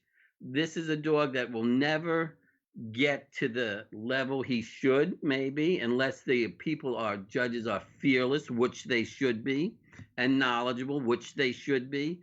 And I've stood behind him, and I just recently stood in front of him, and there's mutual respect. And this woman, you know I just think if someone could step forward and take a dog like that to show the world what the breed should look like, it probably yeah, just cost me doing the Basenji National in the next few yeah, years, but I don't care, and yeah, nobody else did, because again, and this is a Steve Shawism, and I live by it and I'll die by it. And it was an Annie Clark. Annie Clark had a different saying. She'd say, "Point like it's the last time you'll ever point." Steve Shaw pounded into my head, when you look at a dog in that ring at that time, and it didn't matter if you've given it 10 wins or you've beaten it 10 times, you have to be able to look at this animal like you've never seen it before. And yeah, let me tell you, it's if you can wrap your head around it and absorb that, it is so freaking liberating, because you can do it and you can walk out of that ring, and I don't care what anybody else says. That's how I called it on that moment. yeah, yeah, And it's again, it's the expectation every person deserves. When they pay good money for your opinion, you should be able to give it to them without fear or favor, regardless, at any level. I agree. Okay, we have a lot of people writing, of course, how much they like the interview. Nancy McLean saying, great interview. Lana Mihic loved this interview. Then Anna, I will just say Anna because the surname I cannot pronounce. So much fun to listen. I'm taking notes. And then Valerie Nunes Atkinson saying Frank Sabella is an icon. And then you have a question from Espen and Oge. Anna Sabo is writing, Espen and Oge insist to know which Afghan you didn't breed or own was the best you thought. Age sends you a big like for pointing out correct Afghan coat and pattern. All right, it's funny. I'm gonna say a dog that just moved me. He moved me in the way I envisioned Sher Khan moved other people. And if you ever saw Sher Khan in real life, they said he was electric. He had a kinetic energy. And this dog was Coastwind Jacaranda. I've only seen him twice, but it's funny, there was one issue of Afghan Hound Review where Jacaranda was on one page and Shere Khan was on the other, and I put the two pages together after seeing this dog in life, and it was at the Arizona Specialty when Tom Stevenson judged, and this dog just had this raw primitiveness, and again, if he had flaws that I didn't particularly look at first, they were minimized by all the other wonderful things he had. Yeah, And that's another thing if you're judging dogs. Everyone's got a fault. that's It's true. it's you just have to let the good things rise above any of that. Yeah, And that's this true. dog, Coastman obviously contributed a lot to the breed. They brought a lot of elements of type through the breed at a time when it needed it most. This dog wasn't incorporated. And he had a one bitch, I think maybe Blue Hen or Jay Hafford had a Jacaranda daughter. Again, beautiful stuff about him. But that's a dog that always, if you would ask me in my top 10, he would always be in it.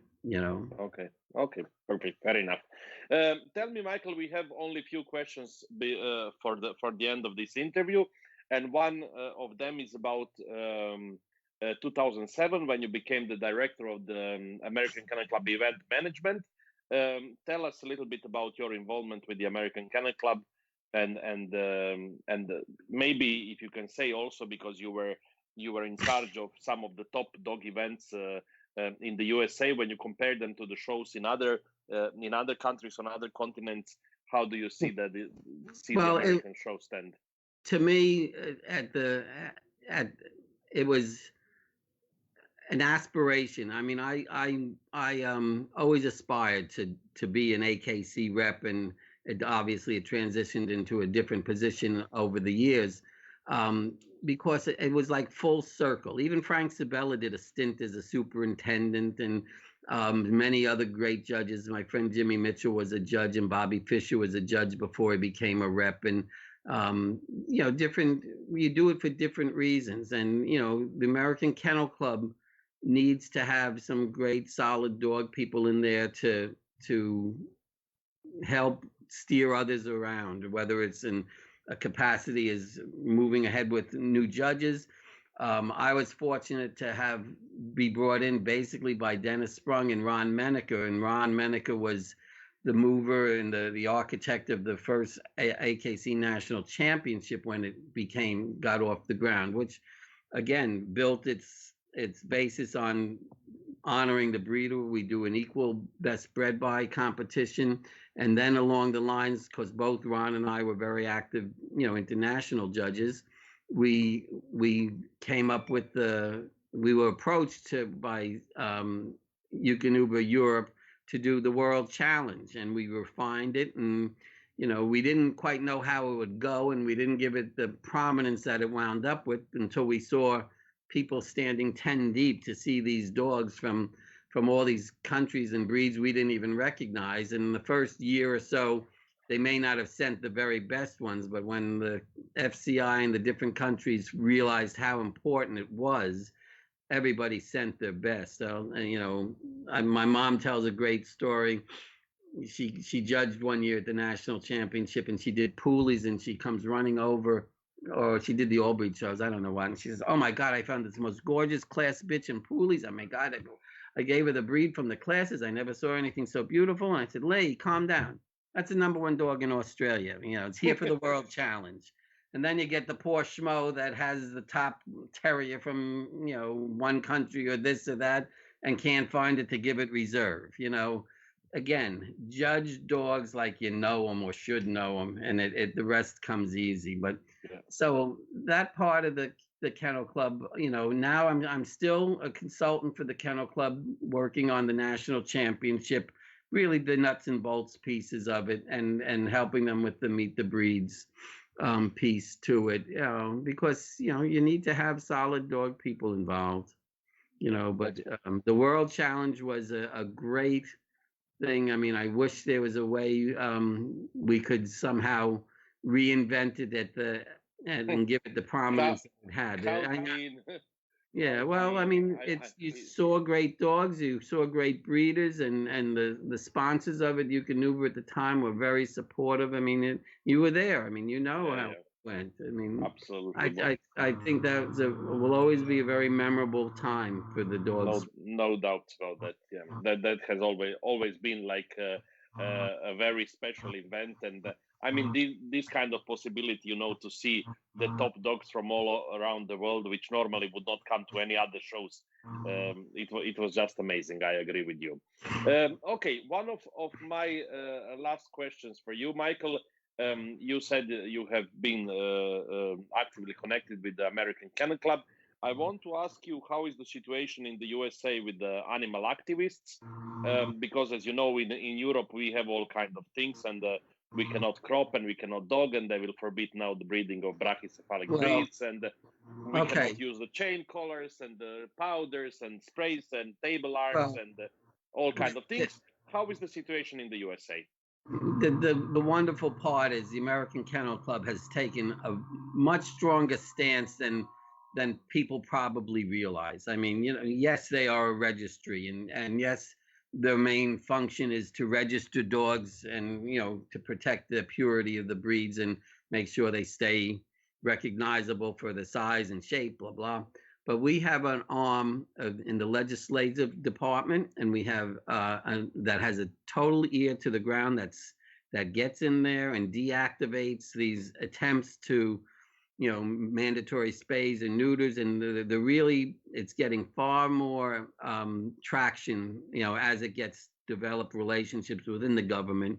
We have our chief veterinary officer with Jerry Klein, who gets out there and answers the questions on purebred versus this, and sometimes the dumb questions, but he responds to all these, and I guess we're making good traction because the Canadian Veterinary Association just repealed the ban on docking and cropping.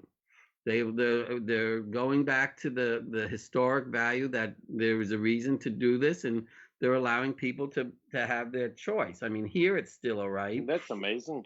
Yeah, no. I So didn't know that. yeah, just very recently, I'd say within the last 2 weeks, I read up on it Okay. somewhere. But it takes a village, and it's a slow process.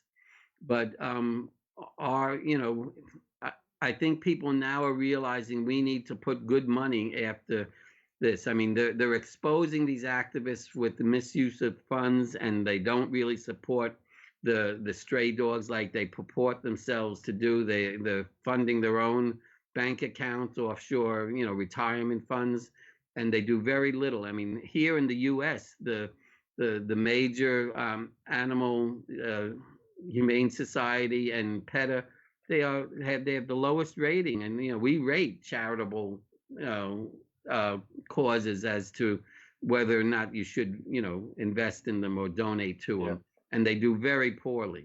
When you see the amount of money that they put aside for PR and legal and retirement compared to what they do for the actual dog, it's a disgrace.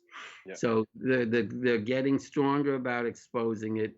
Dogs in this country, and I think dogs in the world, are second only to the baby industry, and that's a known fact. And the fact that dogs, purposely bred dogs, can do what they do for bomb sniffing and drugs and all these things, they have such value. And one of the things that I think is helping is the fact that all the kennel clubs around the world are embracing herding trials and water sports and different lure coursing, things that the dogs were bred to do. The dogs are doing the function that they were originally bred to. The showing is like going to camp for a little while. You Yeah. do it while they're young, but the fancy still. I just wish that people would understand. Not every dog's a show dog. I have a good breeder friend that raises Springer Spaniels, and look at the thing, and I say, well, which one are you keeping? And he says, I'm keeping this one and that one. The rest are going to pet homes. I said, but this is beautiful. He says, I just want this. I want a beautiful home for this beautiful dog. I want it to be happy for the rest of its life. It Yeah. doesn't have to go to a show every weekend. And those are conscientious breeders. And breeders, Yeah, I did that for years. I gave dogs away, and when it was time, you place them in the right kind of home, and you saw them occasionally, and you said, hey, this dog should have a title. I'd finish it in 10 shows and bring it back to its beautiful couch and pretty backyard. yeah, That's all yeah, you yeah. know. Of course, that's how things can be done. I mean, but it's all to finding the best way. And as you said, the American Kennel Club works very hard on many of these topics. And this is the reason why I think that in the States you have what we don't have in Europe, is that the general public actually supports breeders and purebred dogs in general.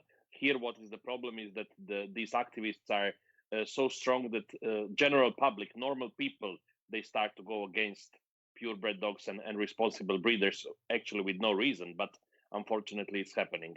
Yeah, well, we had a challenge. I mean, personally, it impacted me most flying with the dogs towards the end. I mean, I could fly my dogs, and then I get stopped, and here's Trish sitting in her little cage, her good sized cage, with her little head on her shoulder, on her feet, and the lady, I can't fly. That dog doesn't have 2 inches of clearance when she stands up, and I'm like, lady, I sit in my seat. I'm not a tall guy. I don't have 2 inches of clearance in my head to sit in the seat on the plane. I said, Yeah.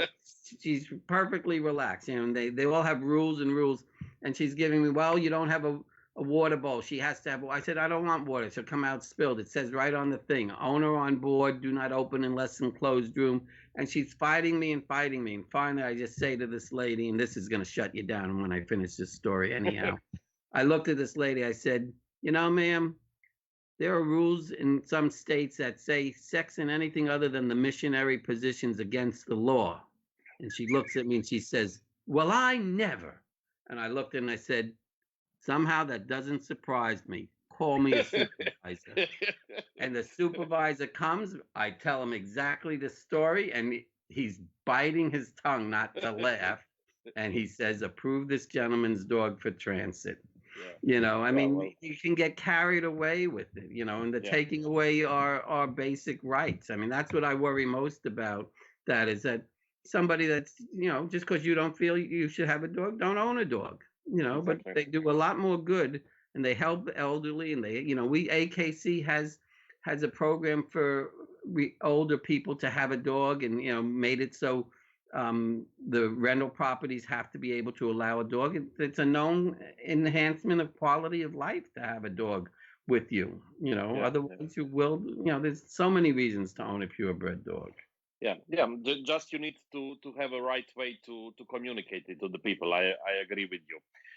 Anyhow, Michael, we have come to the last question of tonight, and I mean, it was really amazing, and you yourself can look later on all the comments of people who were writing how much they have enjoyed the interview, because it was everything what I expected: passionate and emotionate, and a lot of knowledge and things that you can't learn just like this. This is So what how come I'm still single then, Anthony? I don't know, but we can work on that also. If you tell us what you need, we can make a little bit of promotion for you. Anyhow, my last question for you, Michael, for tonight would be, what would be your message for the young people who want to get involved with the sport, and how do you see the future of the sport? I think a young person. First of all, you have to understand. Basically, a young person at the dog shows was brought there by their parents, as for the most part. I mean, I was very fortunate that my mom and dad both shared the passion and allowed it to foster. I have a wonderful brother and sister that are purebred dog owners, and they adore their dogs, but they had their successes in other ways. Um, so when you see, for me, when I see a young person and I share something with them, and encourage them. And, it's usually like, you have no idea, you're so much better than I was. And I tell them, I play it, get a good education. If you're not doing good in school, you shouldn't be here at a dog show. Get a good job. There'll always be dog shows. There'll always be breeding stock. I mean, dog shows is a non-tactile competition that anyone can enter into with any degree of success without training, without this, it takes a little bit of funds and a good dog. Sometimes it's somebody with no funds and a great dog, and it's for anything, any ethnicity, anything, anybody with any disability, people that are blind are showing dogs. I mean, it's a wonderful sport. I wish more people had experience in it, and I don't think they'll ever go away. I just wish they'd get stronger opinions that stay with judging them for as breeding stock rather than ornamental. I didn't like the fact that most people put us on a level with an elitist sort of thing, and I wish it's reverted back to, it's a sportsman's thing, and dogs that could function can also have, beauty and a great mind and good condition. But dog shows will be with us for another couple 100 years. Okay, I like that you are optimistic.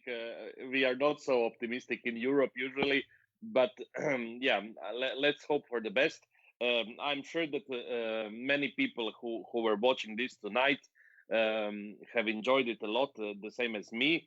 And I hope that among young generations, there are also people growing who are going to be an inspiration like you are to many today.